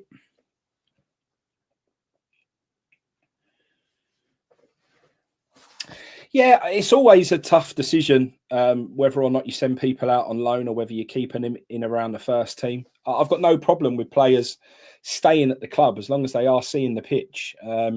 With the amount of subs you can have now, plenty of these other teams get the boys on, and even if it's only 5 or 10 minutes, it's all good experience for them. So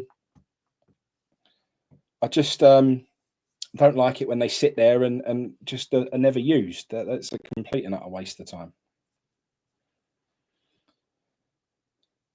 God, it's on the West.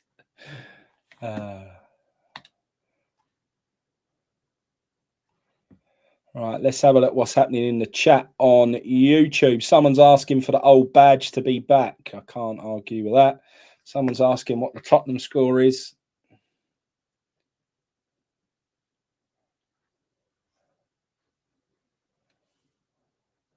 Yeah, looking forward to seeing Marshall in this one. Want to see him have a nice positive performance. So, I mean, the problem is, Mark, I know we've got a complete change of team here, but we've definitely got to find Marshall more than we found Fulkrug in that first half, because we didn't really give Fulkrug a chance. So we definitely need to get the ball into Marshall far better than we did.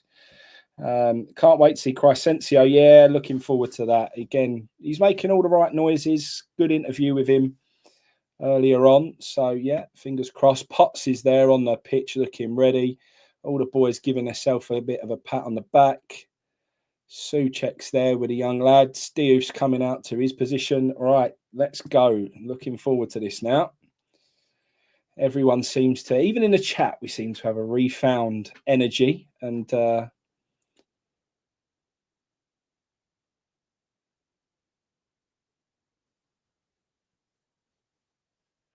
yeah, I think Diouf is going to be a good signing. I definitely, I mean, he looks very raw.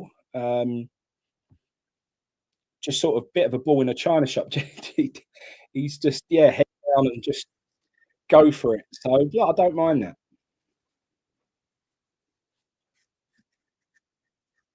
Sean thinks Magic is going to score. That bench they're sitting on, look, looks like a couple of benches out the school hall that they've just stuck on the side of the pitch.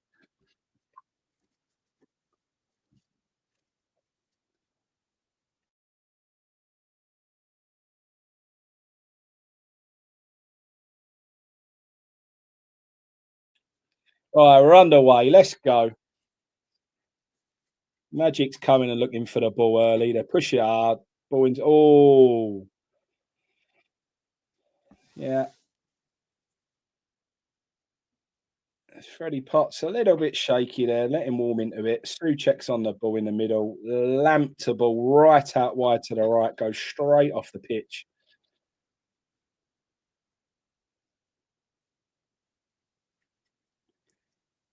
Crowd's getting up for it now. Started singing.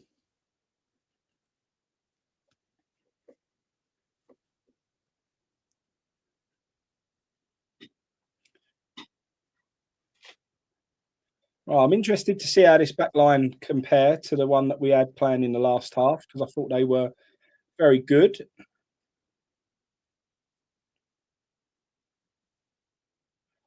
I think the Grasshoppers ultras have turned up. They're getting very vocal now.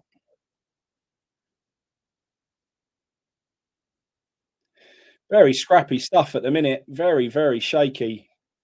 Certainly not as composed on the ball as we was in the first half. I know we've only just kicked off and they need to settle, but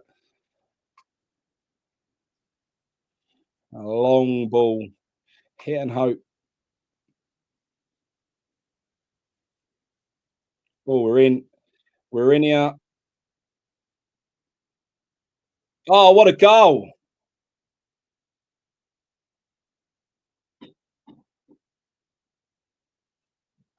Absolutely superb. Broke through. Unbelievable there. And what a finish. That is superb. There's pace and energy right there.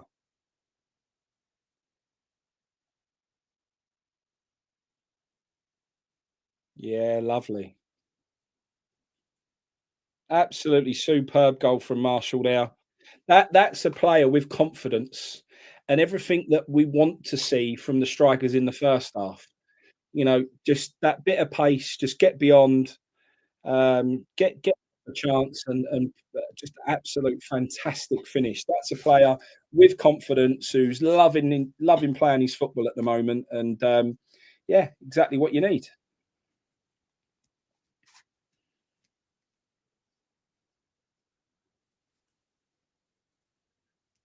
Yeah, Orford was up with him as well, and that was it.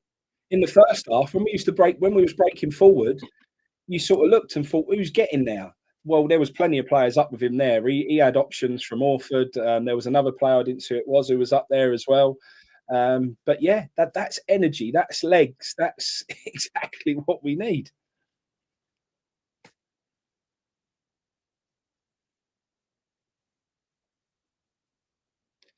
Suchek looks like, and I don't know this 100% yet, but if Potter wants them to play in a similar way to what they played in the first half, Suchek looks like he's the one who's going to try and play the Ward Prowse role.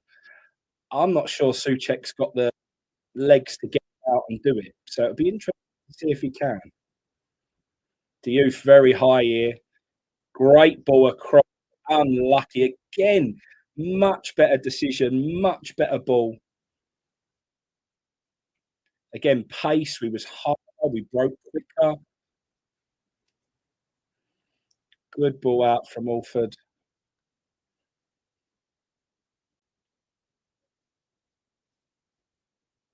No foul. No, play on. Yeah, good cross from Diouf. That dangerous. Very, very good.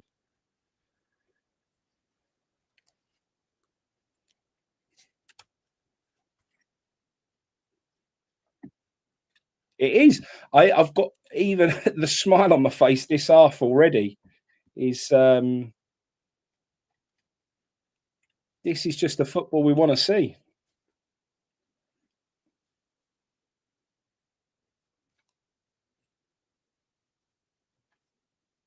Good football in the middle there between Orford and Potts. Potts trying to burst through as well. Again, just energy.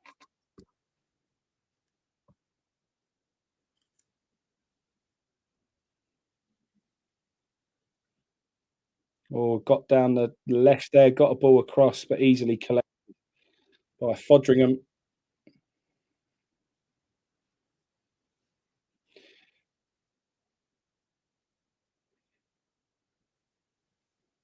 Nice football. Yeah, we are looking good. Marshall, what a little turn that was. Unlucky not to beat his man there, but simply plays it back to Potts.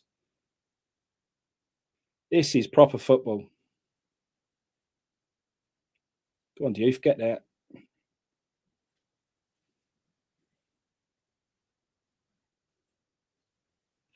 Very rushed Aguerd there. I don't know what Aguerd was thinking, giving them the ball in a really dodgy position when we was stretched in defence there. Very, very odd. Just hit and hope ball into the middle of the pitch. I can't quite get my head around what Aguerd was trying to do there. Yeah, was poor.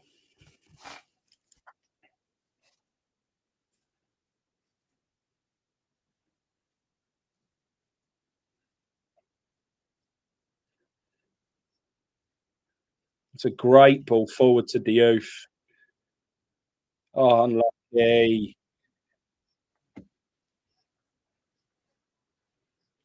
Yeah, Diouf is really high.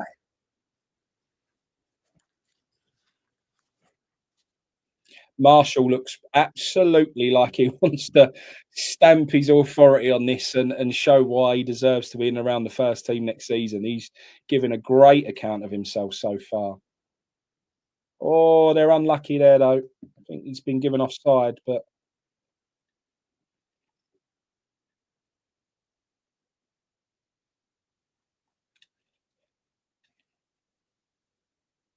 we have absolutely, Dean. We've looked a lot better, so much more exciting.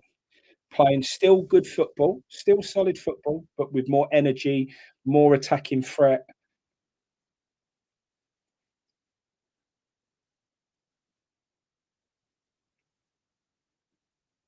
Yeah, Jarvis, for all of his, I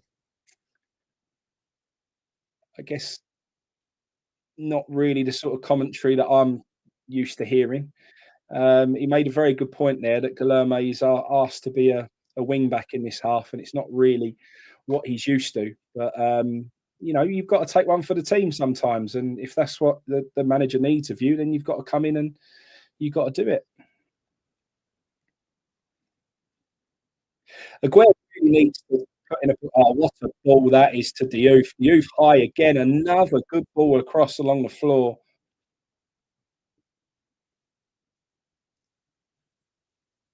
It is a completely different style of football.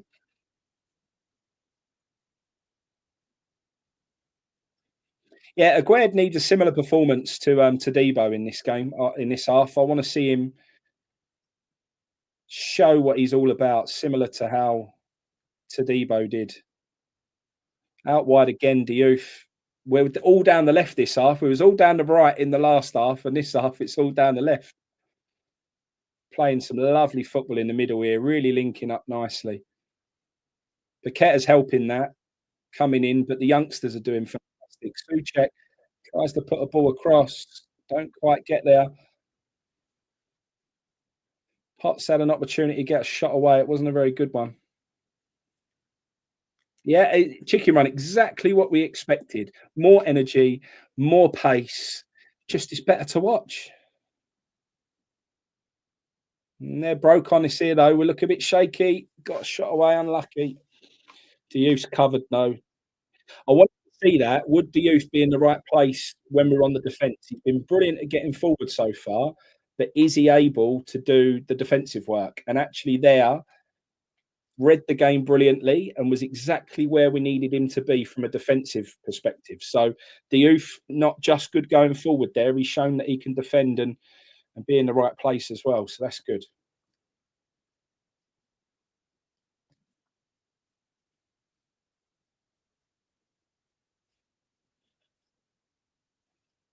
Mavropanos playing the ball out wide. Paqueta's come in. Potts quickly moving it into Orford. Great football. Gets us between there and gets the youth out wide. Had a little thought about playing a ball down the line there, but checked it and come back inside.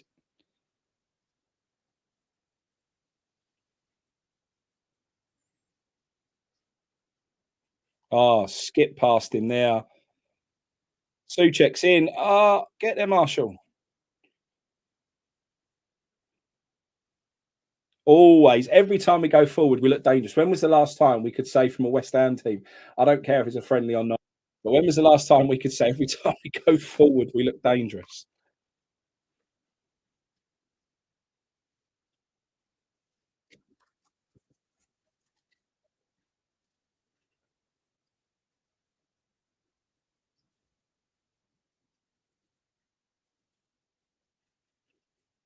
The youth out wide again. Jarvis telling us how terrible he was as a wing back.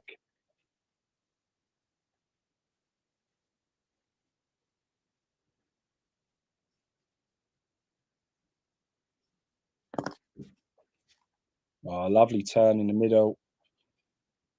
Whipped out wide to Diouf. Diouf this time a much better. Oh, has he not got in? Put it away, Marshall. Oh, has he not scored? Again, every single time we go forward, we look like we're going to score.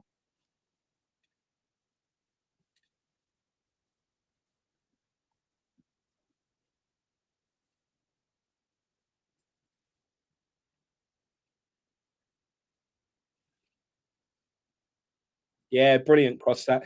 The last two Diouf's done have been along the floor, which I don't mind a ball along the floor, but that one he lifted it up higher and caused absolute carnage in the box there.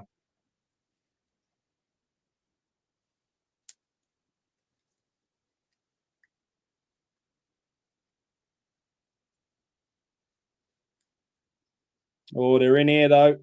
Yeah, what's he giving the ref? Offside? Yeah,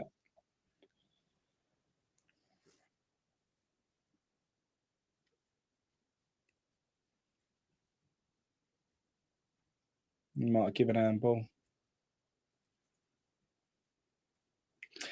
Matt Davis, do you know what? That's a very, very good comment. It's been great seeing Marshall, and I want to see him. But how much would Fulkrug have benefited from the and what he's been delivering so far this half? Certainly in the next friendly, it'd be great to see Diouf and Fulkrug on the pitch at the same time.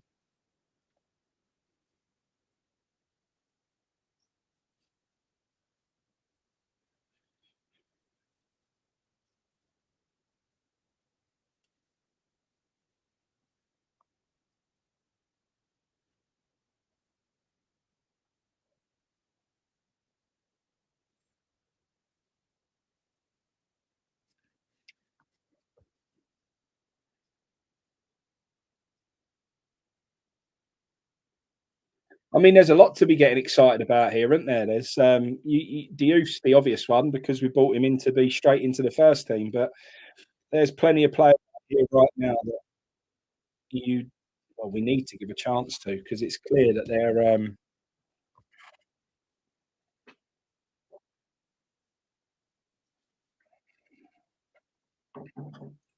yeah, absolutely. Mark's bang on there. What this is showing is Potter that we're better when we move the ball forward more quickly. You have to. If you don't move the ball forward quickly, it's so much easier for teams to get organised and it's a lot harder to break them down, which we found last season with just not creating enough chances. Yeah, finish was fantastic from just a player with confidence, which as a striker is so important.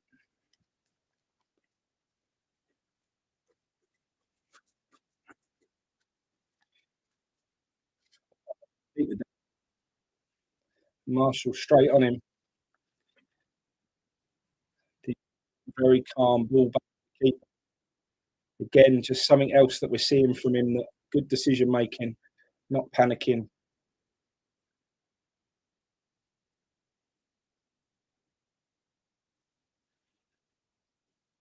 Oh, what a touch from Diouf there. A really tough ball out from Fodringham in this conditions as well. And Diouf just took it under pressure brilliantly. That was fantastic.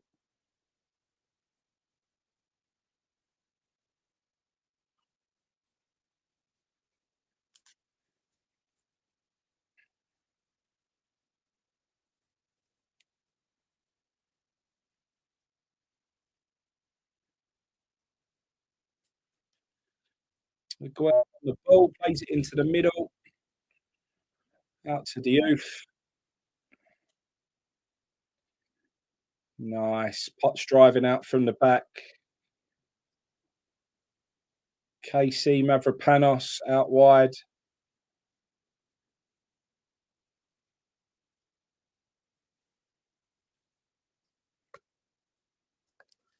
Very interesting what he's done here. Suchek's gone very, very high.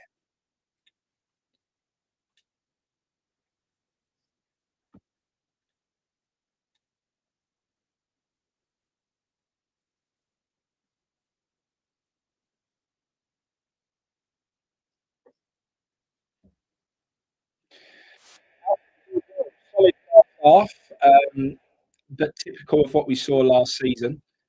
Ward-Prowse had a very good half, and so did Todibo, but struggled to create chances. This half, much more like it, much more pace, zipping it around. Marshall's already got a great goal, superb finish, and Diouf looking like an absolute bargain already. So yeah, good.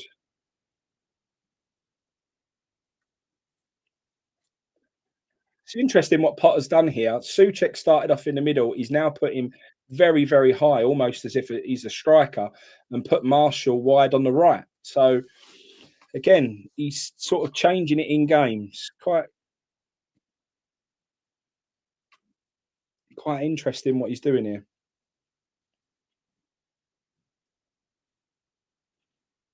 Potts flowing it into the back.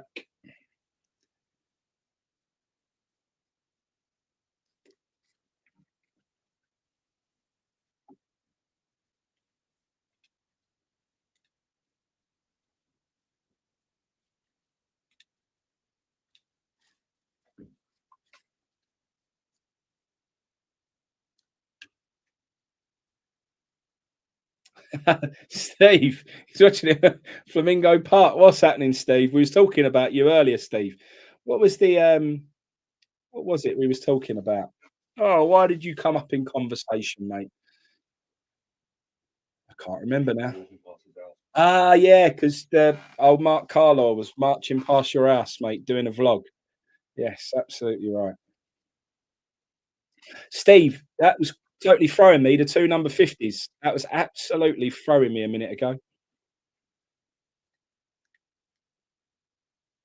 Dean, you're absolutely right. It is a bit odd, and he's done that actually. I can't work it out.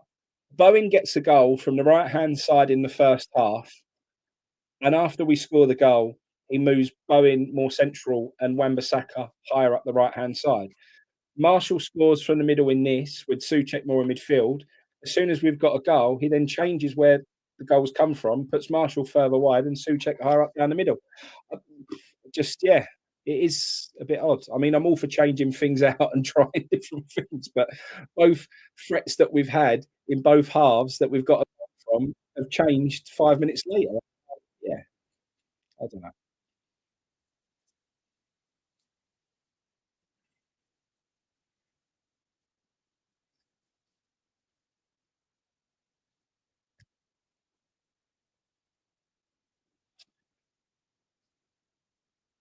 Aguerd, what are you doing? Oh, how many times has Aguerd just fired a ball into them and just given away possession? Just this isn't what we wanted to see.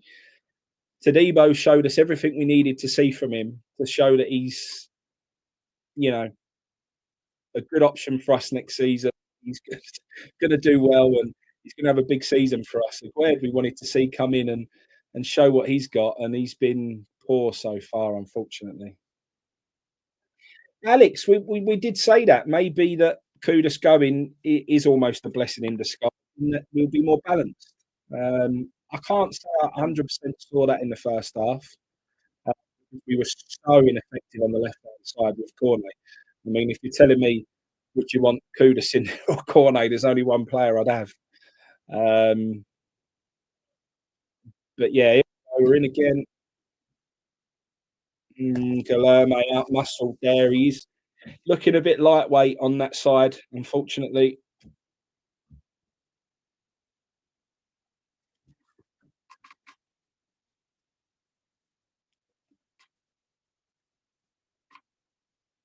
Yeah, Mark, and that is right, and I understand that.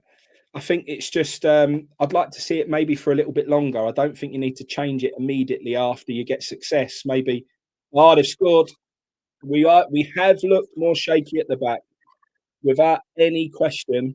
Um, the defence for all the attacking positives that we've had, we've looked definitely more shaky defensively, and they've got their reward there.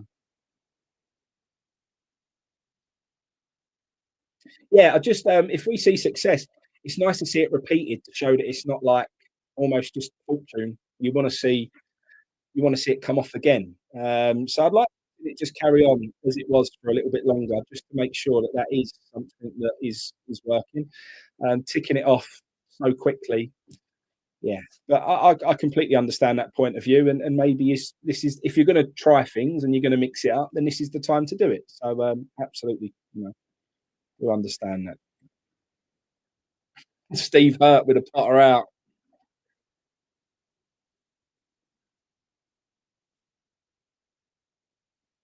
Where are you, Elton Steve? Are you watching it from indoors? It was very wet over Flamingo Park this morning, mate. We're giving Potter until 2-2. It's a fair comment, mate. It's a fair comment. Come on in, Aguerd. Let's see what you got. Looks very lean, Aguerd, I have to say.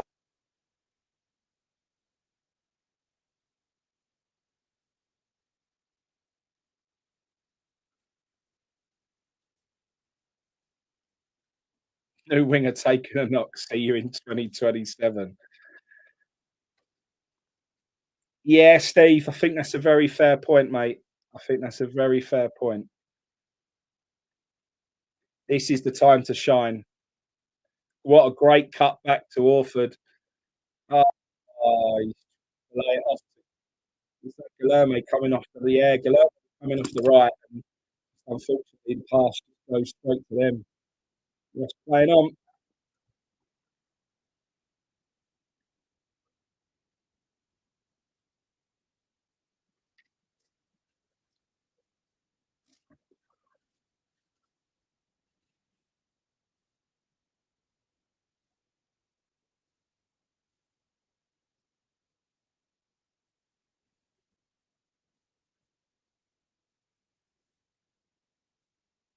Moving the ball along the back line as we were in the first half now.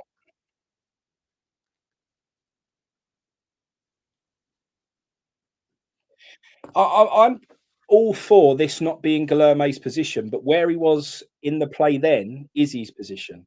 I understand that he's asked to do more defensive work than normal, but I still expect him when he's higher up the pitch to show what he can do if he was naturally playing higher up for the full half. So I still expect him to be active in the final third, but maybe not as confident defensively. Seeing anything from him um, in the final third at the moment, other than it getting easily dispossessed and getting him pushed off the ball. So yeah, I don't think we can totally put position down to it. This is where we need to see him do something here, off the wide, and then just giving the ball away. Um, just absolutely not under pressure. Just gives the ball straight to the other team.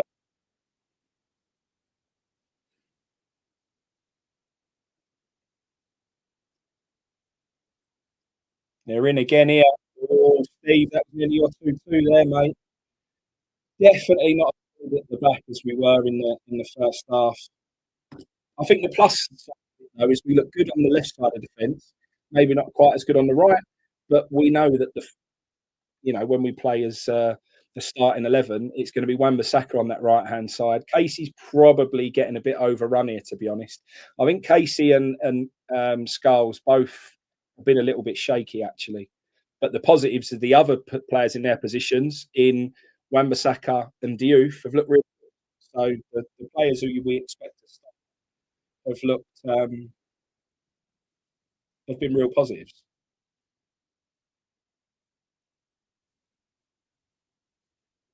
Yeah, yeah, another shot. Fucking easy take in the end.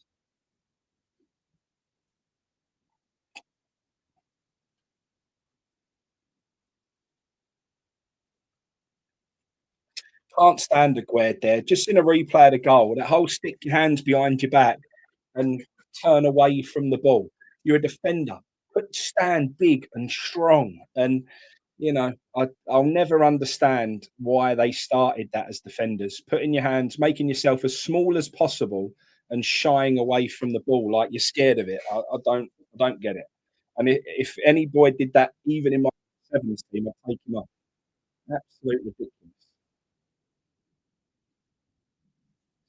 Number 50. Number 50's covered a lot of ground, to be fair.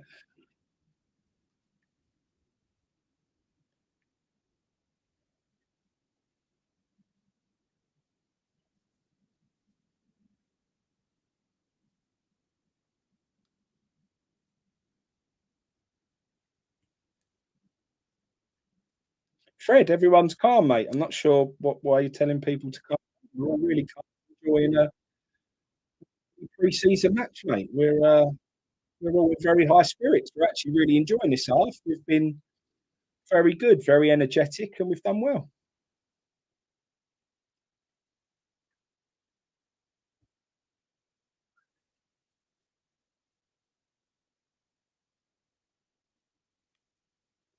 No, I get that, but even just as any average defender, you can't be scared of a football. It's just like,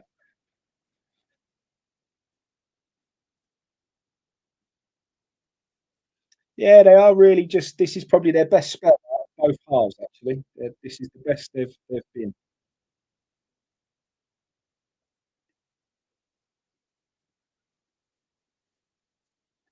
No, and that's surreal. That's exactly what we were seeing. Does Aguerd want to show that he's got a bit of I don't know. Does he have any interest in playing for us this season whatsoever? And maybe from this performance, it's showing that he doesn't.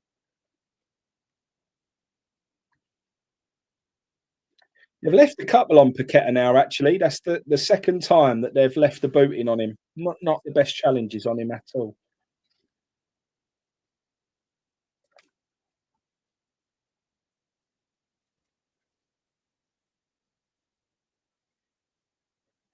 Casey's looking like a yeah, he's looking like having a bit of a tough time out there, to be honest.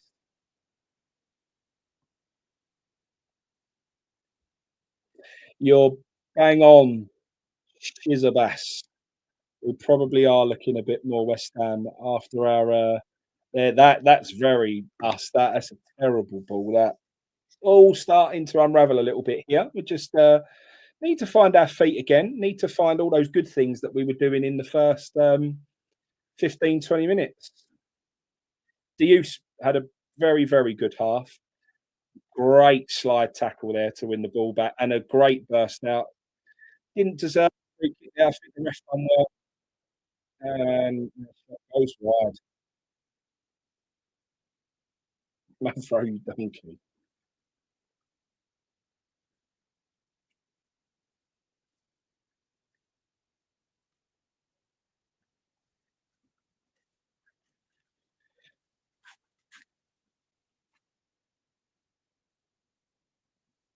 Steve, this has been very entertaining after football. There's been a lot of good stuff played here. Not that though. That's twice now we've just played the ball out for absolutely no reason. I think for me the positive is the combination of the two teams. I think we've seen some really good performances in both halves, and actually, if you mix the two teams together to create a starting 11, I think we're looking all right. Um,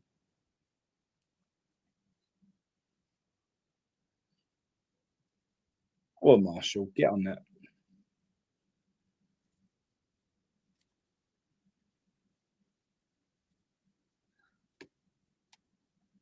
Yeah, no, that's absolutely right. Well, there's been a couple of those, and also Aguerd's dodgy passes that he's done as well. You get away with it in pre-season. You're not going to get away with it in the Premier League.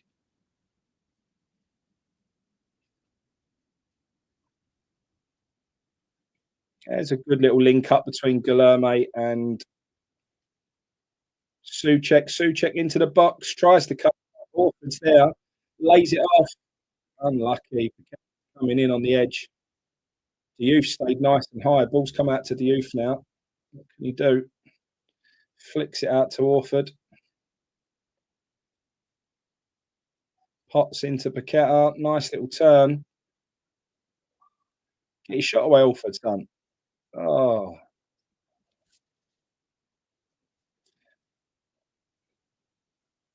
nice little spell of football, though.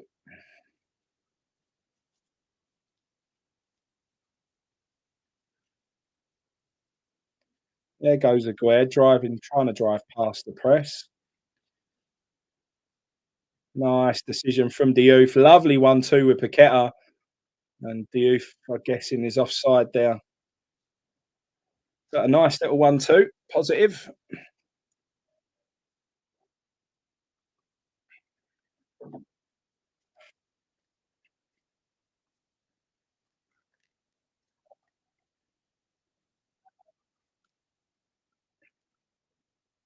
Yeah, it's been Fido. It's been terrible conditions out there, mate. It's been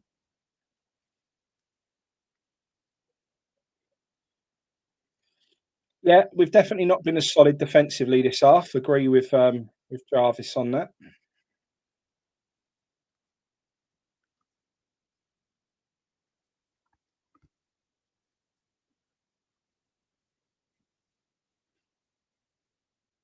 'Souček just trying to flick it there, but giving the ball away again. Too much giving the ball away.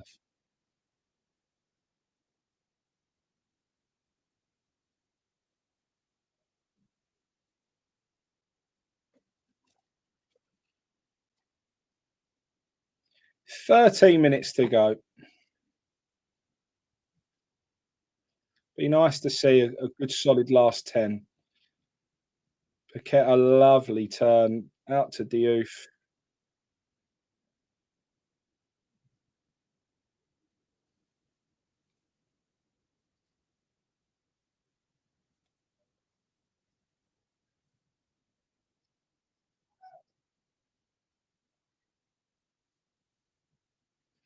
Just again, Guillaume there, it goes out to him. You want him to beat the man, and he just ain't got the confidence to do it.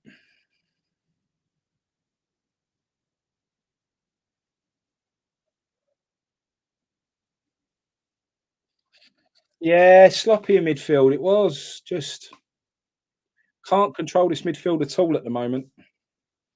Great ball in. Tell you what, we're riding our luck here a little bit.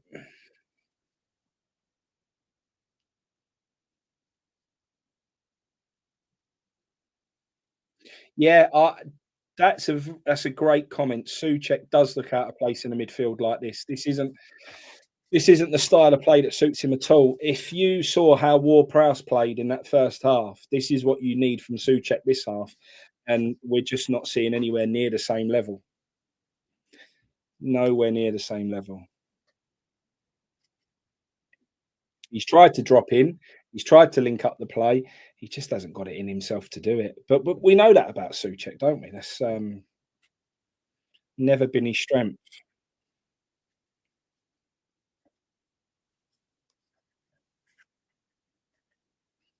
No, that Paqueta thing just gets dragged on all the time, doesn't it? It's just going on and on and on. Needs to be resolved as quickly as possible.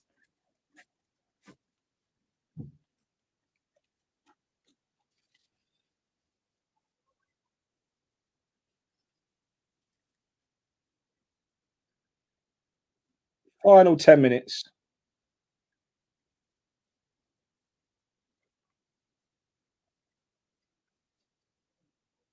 Sloppy again. What are we doing?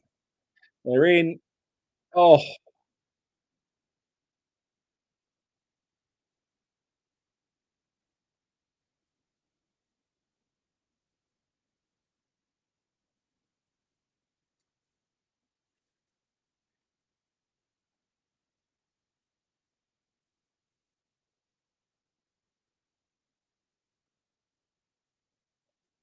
Steve, what you do a watch along for one of the American games after a big night out. We can do that, mate.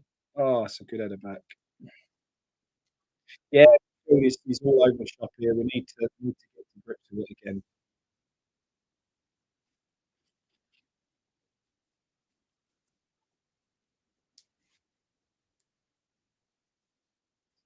That was nice from Casey. Took the ball down well there. Guilherme skips past the man. That's better from him. That's what we want to see from him. But gives the ball away again, and here they come. Oh, he's in. Oh,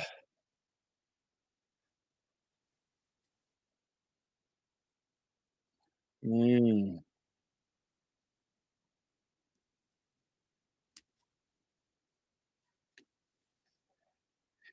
Reece says, I think we can take a lot from this. Using the first solid foundation, picking through from this half could work a gem. I agree, mate. I absolutely see it the same as you. I thought we had a very solid first half, probably slightly more what we would expect, and then we saw a lot more energy. Ref, what are you given there? Seen a lot more energy and pace in this half, and you mix the two in, it could be a winning combination, mate.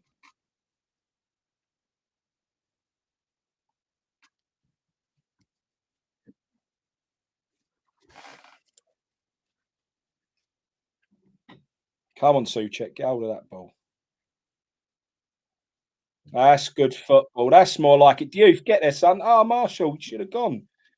I want to see Marshall go. Nah, see, Marshall's got to get in the box there. You're the striker. Let the youth take that ball wide. And I don't know why Marshall was so keen to take the ball off him there.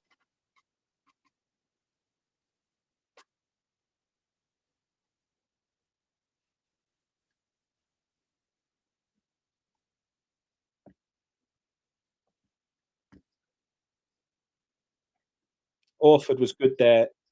Good body shape.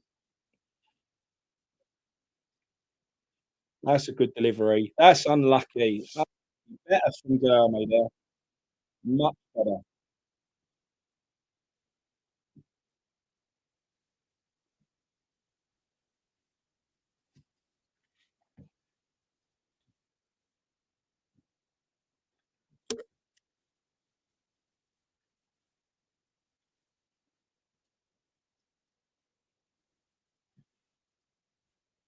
Oh, really poor ball into Orford there. Played when he should never have been played in. He's just put him in trouble there. I blame Orford for giving the ball away there. He had 3 players round him. Why you play it into him there, I don't quite know.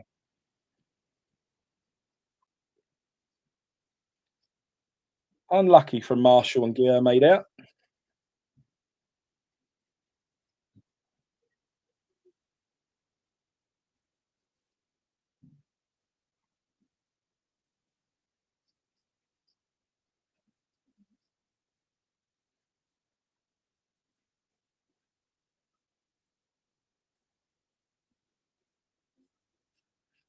Throwing on the left to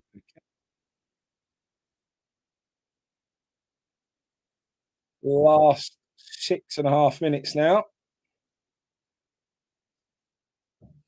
Lovely ball from Paqueta. Unlucky ball forward. Better ball there, and Marshall's in. Mavropanos winning the header.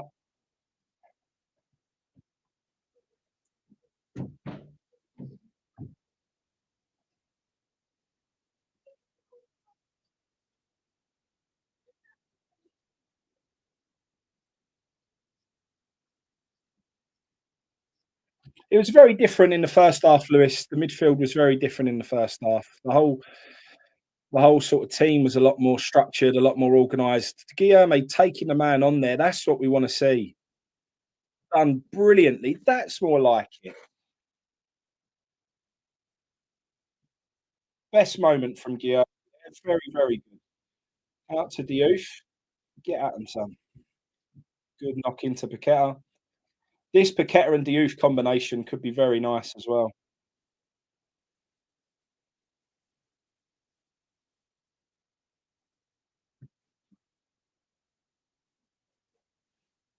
Better football here. Nice link up. Diouf and Paqueta again. Gone a bit flat here now. Now we're not moving. We went a bit flat. We're all walking. Just got to be a bit more mobile now. Showing for the ball. We had the ball in a dangerous position. Should be able to work something and create a chance, and we just went a bit flat.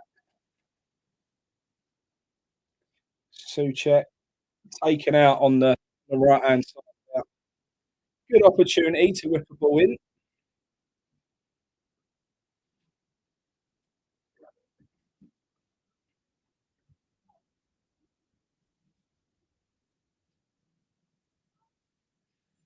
I don't know why Souček's standing over it. Surely you want Souček in the box when you're whipping a crossing.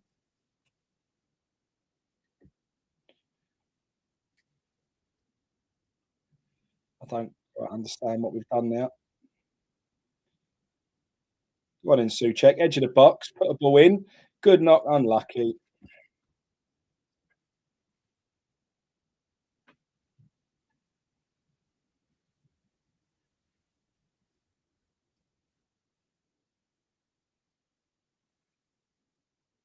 Lovely ball.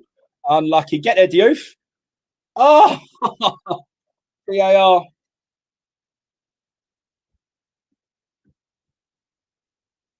I thought Diouf had his debut goal out. Oh,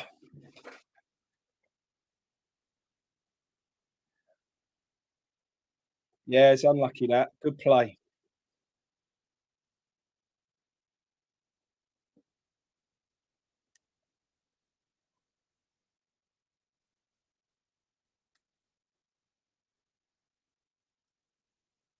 That was a lovely ball through from Marshall. Marshall's been good. Yeah, definitely nowhere near over the line. Currently 2-1 to West Ham.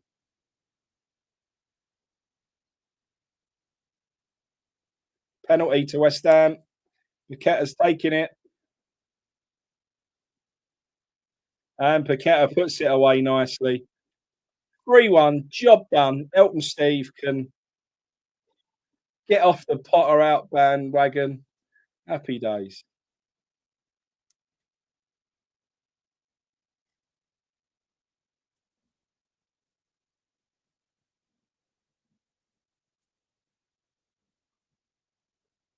That'll do, Dean. That'll do. Exactly, mate. Exactly.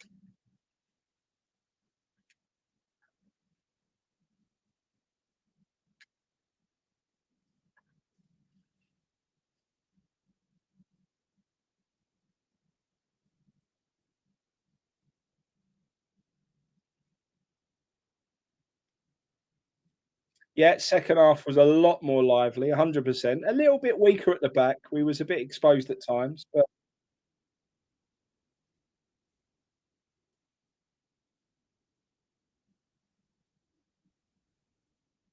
good ball, Sucher. Unlucky.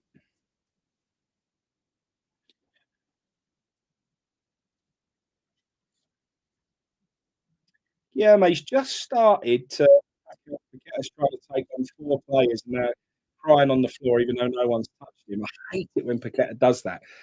Absolutely so frustrating. Tries to do 4 players and then lays on the floor like a absolute donut. Gareth Hunt, no worries at all, mate. No worries at all. I will always step up when I can. Diouf there. Lovely flick over the player's head. He's laughing to himself. He done the man, and their players come flying on him. But that's the character from Diouf as well that you want to see a little bit. I like that. I like that a lot. What are we doing? Giving the ball away there. Yeah, it has been a theme this half. Keep giving the ball away so cheaply. Just not necessary.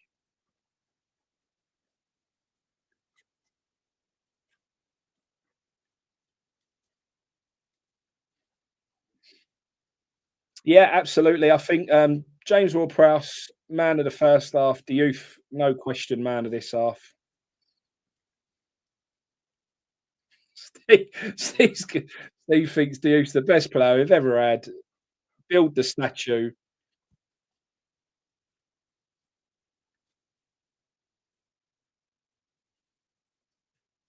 Mavropanos done well there. Little drop of the shoulder. And that is the end of the game. 3-1 West Ham. I enjoyed that half. Very, very much enjoyed that half. Best of the youngsters, I think Marshall, stand out, great finish, done really well. The youth, overall man of the half, very pleased with what he had to offer defensively and attacking. Unlucky not to get a goal. Very good. How's everyone feeling after that? More optimism for the new season? Definitely given me a little bit of a boost. I think I'll take a lot to give me a boost, to be honest. Always, always ready for West Ham, and I love it. It's what I've always done at the weekends. It'll never change. So, Derek, thank you very much, mate. Thank you. And Mark, thank you for your nice words. Steve Hurt's been on the beers this afternoon. Have you been down the old CIU club, Steve? Lloyd, very solid first half, mate. Very exciting, more attacking second half, more energy. Combination of both sides. I think we're going to be all right. Diouf, hammer, man of the heart. Yeah. Marshall looks sharp, absolutely, Mandy. He was very, very good. Very impressed with Marshall. Standout players, Lloyd. First half, James Ward-Prowse and Todibo. Second half, Diouf and Marshall. Definitely lots to be optimistic about. Very happy with that. I think it's just obvious. We still know what we lack. We still know what we need. We still know we need someone with a bit more legs in that midfield. I think we know that maybe Potts and Orford are not quite Premier League level yet.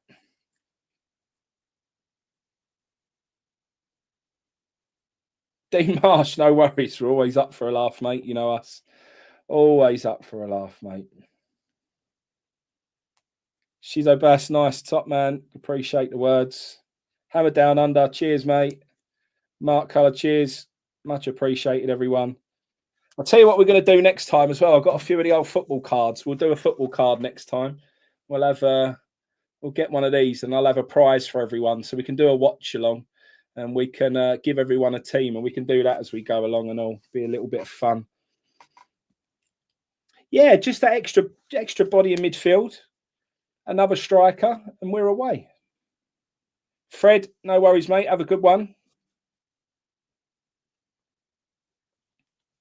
I'm happy to stay around if people are willing, and people want to stay around for 5-10 minutes, have a bit of a debrief. No problem at all. As long as we got the viewers in here, I'm happy to have a chat. Give me some opinions and some talking points, and we'll break it all down.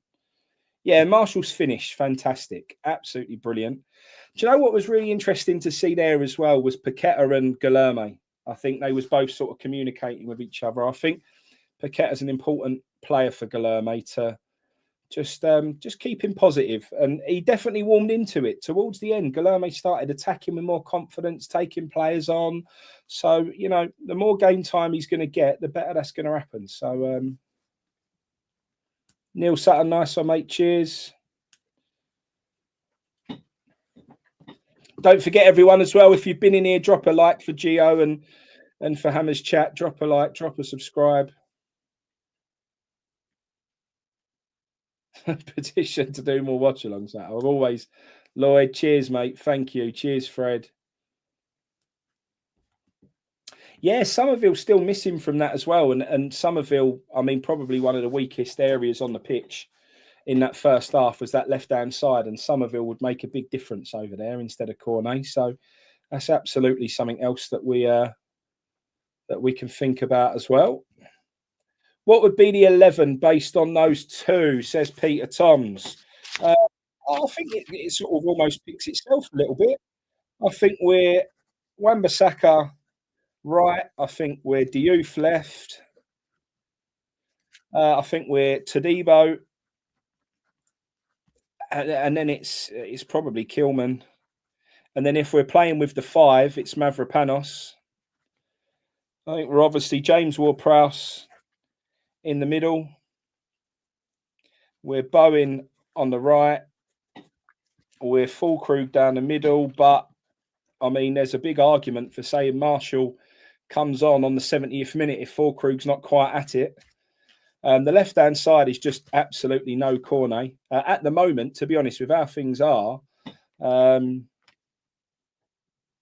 yeah, who'd you chuck out on the left? Do you chuck... and then in midfield, Souček had a poor game. I didn't rate Souček today. I wasn't really sure about him at all. Potts, I'm not sure was 100% ready, but it did help move the ball through the midfield quicker. So maybe you've got an argument for one of those young ones. Yeah, but second half it was better. But again, we was getting too overrun. But is that because it was Souček with two young'uns in there? Tough.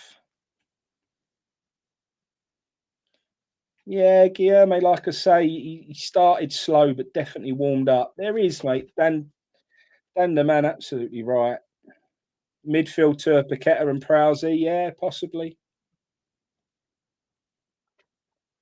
Too compact in the second half. Yeah, it was the first 10 minutes, though, it looked good. I thought we was playing through well. But they just somehow sort of, got on top of us, and really it was just us giving possession away too easy. That was the problem. Sean, I did think that you put Paqueta out there on the left. We know he's played well there before, and he actually had a good little combination with Diouf. I think him and Diouf could link up really well, so that could be the answer there, mate, until Somerville's ready. Yeah, Victor Fenn, we was reading the comments from Kilman, and he said it sort of tells you where you are physically, where you are in terms of fitness. We're just looking at that, and we're looking at, you can't read too much into pre-season, but you certainly can take some things away from it. And I think one of the things that, well, the two defensive questions, Todibo, is he potentially going to take another step up and become the player that we think he can be next season? I think he showed signs that he can. And then it was Aguerd. Is Aguerd interested in playing for West Ham next season? And how's he looking? I don't think he looked very good at all. We gave the ball away, I can think off the top of my head, 3 or 4 times, way too cheaply and in really dangerous positions. So Aguerd was a problem, but Todibo looked really good. So, yeah. Yeah, Diouf, he was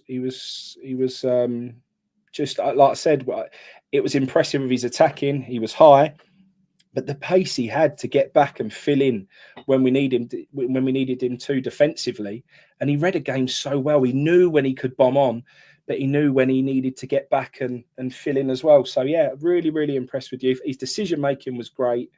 Irvin looked okay. Yeah, Irvin looked all right. Steady Eddie, and he's never going to be a well beater, but he done all right. Diouf gets so high we could play with an extra striker instead of winger. Well, yeah, I mean that is also another option. He was that high, but I just feel like when we played a team like that, he is going to get a lot of success, and he did. If you're playing a Premier League team, is he going to be able to be that high?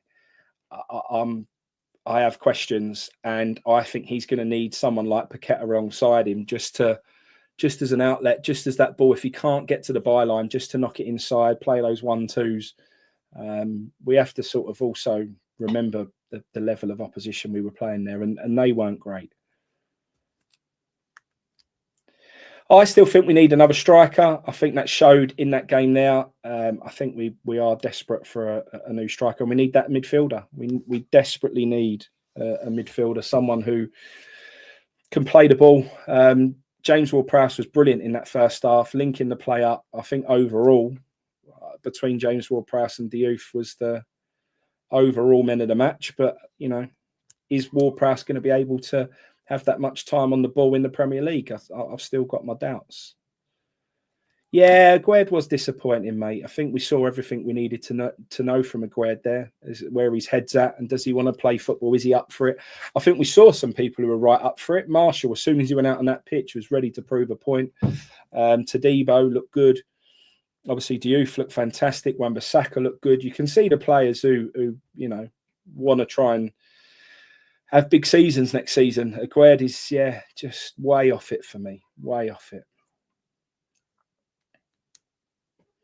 Yeah, Marshall did brilliant. Great finish. Yeah, it is that, isn't it? It's that player who can come and get on the ball on the half turn and start moving the ball up the pitch more quickly, which is what we desperately need. Souček almost played as a striker in for big chunks of that second half, and he didn't look good doing it.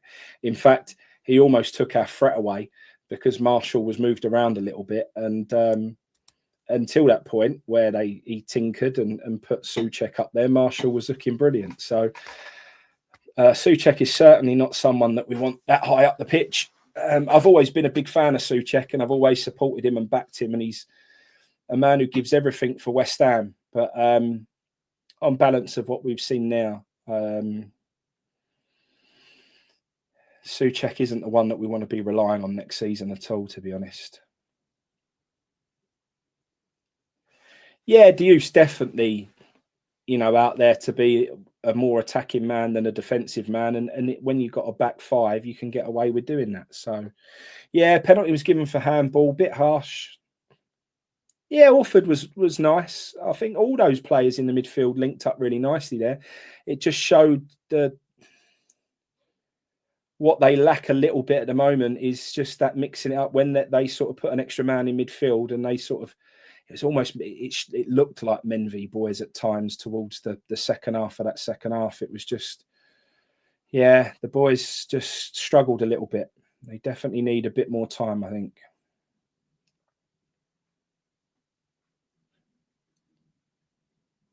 Rodriguez wasn't good today. Definitely a problem. Ward-Prowse and Irvin, I'm absolutely fine with today, but Rodriguez was off the pace as usual.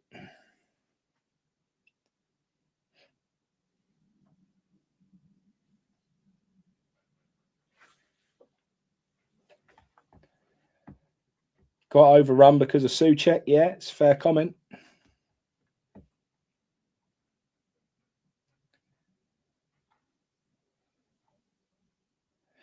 Jordan says, don't think our centre-backs gave our midfield any confidence in the second half. Again, yeah, very fair comment.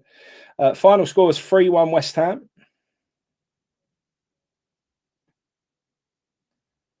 Irving's my new favourite player. He's always been a fan favourite. I think everyone loves the story of Irving. Is he quite up to the level? I'm not 100% sure. Steve liked to comment. I think I missed the comment, but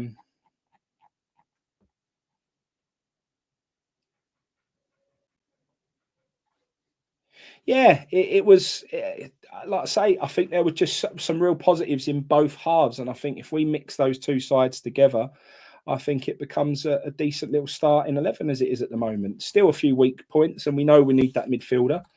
But all in all, I was all right. What I'm really looking forward to is seeing Diouf with Fulkrug as that central midfielder. For all of what Marshall did really well, and I was really impressed, someone like Fulkrug, we're all saying in that first half, we didn't get Fulkrug the ball enough. And all last season, we were saying you've got to feed these strikers. Well, if anyone's going to get the ball into them, this Diouf can make that happen. So, again, even those low balls that Diouf was smashing across, if you've got an old-fashioned centre forward who understands if he's going to put that low cross in, I've got to nip in front of that centre half and try and get a shot away. Fulkrug will know that, and Fulkrug will thrive on things like that. So I think Fulkrug and Diouf being in the same team together is something that I'm really looking forward to. It says sell through Fulkrug while he's fit. I mean, it ain't a bad shout, mate, is it? It's not a bad shout. Was I going? Yeah, there was 250s. Casey and Marshall both wearing the 50 shirt. You're absolutely spot on, mate. Yeah, no injuries, no knocks, Andy. Was a bit concerning. They was really giving Paqueta a bit of a kick-in, to be honest. They kept leaving a footing on him. Took him out a couple of times, but I think we're all okay. Tadibo looked all right for me today, Steve. I don't disagree with that. I thought he looked, well, last season when we played that Bournemouth game, the night game in the Cup, after 30 minutes, Tadibo was puffing, like proper blowing. 30 minutes in, I thought he ain't even going to make it to half time. But he actually looked all right today. So hopefully he's nice and fit and ready to go. He can have a full pre-season. And I thought he played really well. Diouf and Somerville, yeah, absolutely. Again, be a good matchup. I think the fan base, Steve Hurt. I think the fan base, Elton Steve. I think the fan base have had less enthusiasm after winning the cup final than today. Must be the Frankie match. Come on, West Ham, mate. We're always up for it. We always believe. You used to be the most positive West Ham fan in the world, Elton Steve. I don't know what's happened lately.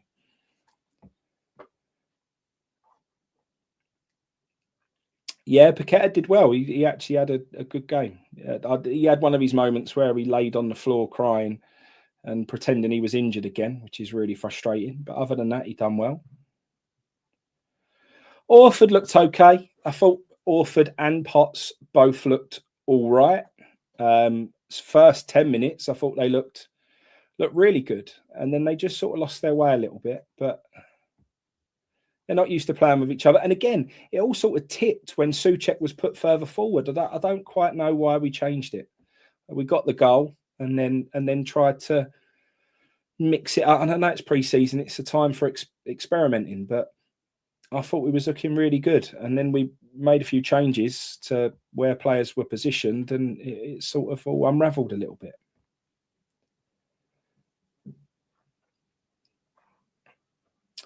Yeah, Potter's got a good fresh start. This is a completely clean slate for him, really. I'd be looking at it. Anything that went on last season's forgot about. It's done. This is time for him to put his stamp on things. And yeah, we always said, go back to when Potter first came in, that the wide players are going to be really important for him because the way he plays football. And we haven't really had proper natural wing backs, but with the signings that we're making, he may be able to get his sort of style of play working a little bit better than he did last season because he's got the right players to do it. So all hopeful that Potter can get us ticking next season. Steve Tiley says, I still don't trust Fulkrug to remain fit for the whole season. It's okay bringing in defenders, but if Fulkrug and Bowen, who I don't want to see up front, get injured, then where are the goals coming from? And it's a great comment based on what we saw today. Bowen coming off the right looked effective. We know that's how he plays. We know that's where he's best. And then when we moved him more central, it didn't quite have the same effect. So Fulkrug, we really struggled. But again, we struggled to get him the ball today. But he didn't have the youth bombing down that left-hand side. That could be all the difference. He certainly ain't going to get the ball through the middle at the moment because, once again, just that... I mean, on balance of what we saw today, you would say that Ward-Prowse would be that man who can try and get the ball into his feet. But he was hitting Bowen every time. I don't remember seeing once where Ward-Prowse got it into Fulkrug's feet in a dangerous position. It was always Bowen. Yeah, the midfield is definitely a struggling point for us. But I mean, what you can't have, you can't abandon the stability that we had in the first half for the excitement of the second half and be as open as we were. That second half, far too open. They played for us far too easily, and we gave the ball away just too often. Yeah, Cookie, absolutely, mate. Should be the case. Right then, everyone, we've done 2.5 hours now, so I'm probably going to call it in a second. So chuck any final questions from today in the chat, and then I'm going to go and enjoy the rest of my Saturday. I can hear the ball smashing on the wall of the cabin, so I'm guessing the young lads out there playing football. And we built a little AstroTurf pitch out the front here, and on the cabin we've got like floodlights so he can play football into the night. Yeah, there's Bank. Yeah, he's definitely got the ball out, and although he's not in the target if he's hitting the cabin wall, so I need to go and make sure that he's